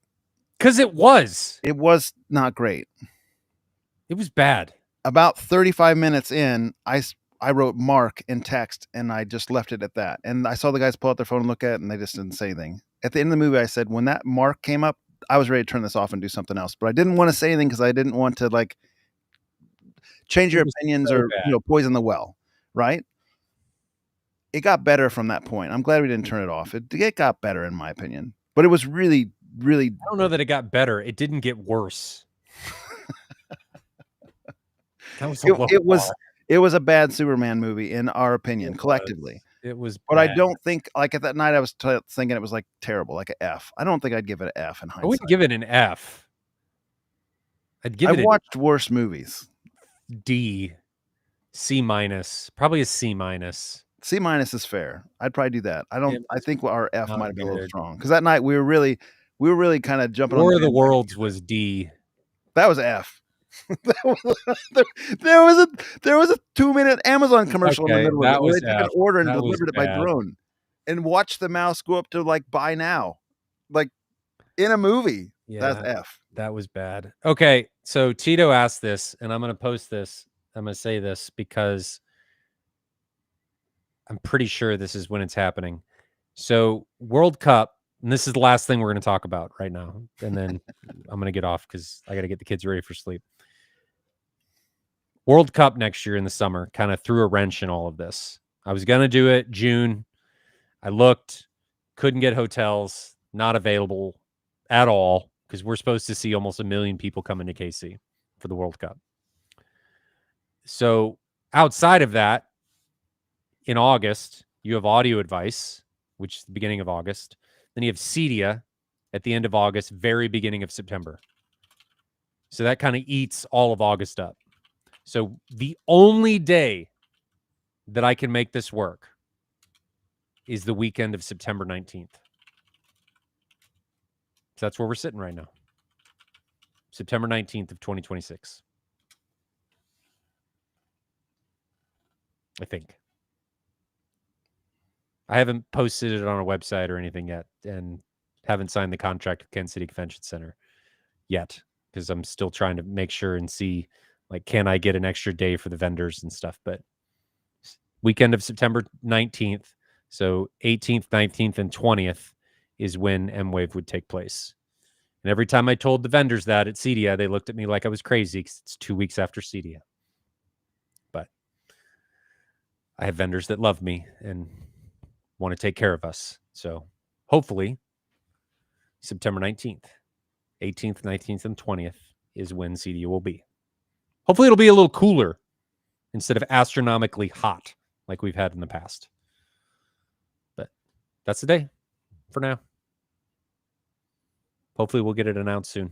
I got to finish building the website and make sure that we can lock in those dates and make sure my vendors don't hate me. But for 2026, that weekend, that's all I got. Jonathan's like, I'm not going. I'm going. Heck yeah. Not going. I'm going to try and make it more about the small stuff again, like all the experiences and not all about the theaters, and try and do measurements and moving subwoofers around and all that kind of stuff. But yeah. So we got Arcane to watch. I'm going to see if I hate Superman as much, I guess. You gonna watch it again, or are you just gonna think about I'm it? not going to watch that again. Come on. That was awful. So bad. Okay. Next Thursday, the 9th of October, we will go from there. That's all I got. Okay. We'll see you guys next Thursday, unless we decide to do something different. Stay safe out there. Enjoy your home theater journeys, and see you guys next week. Have a good one.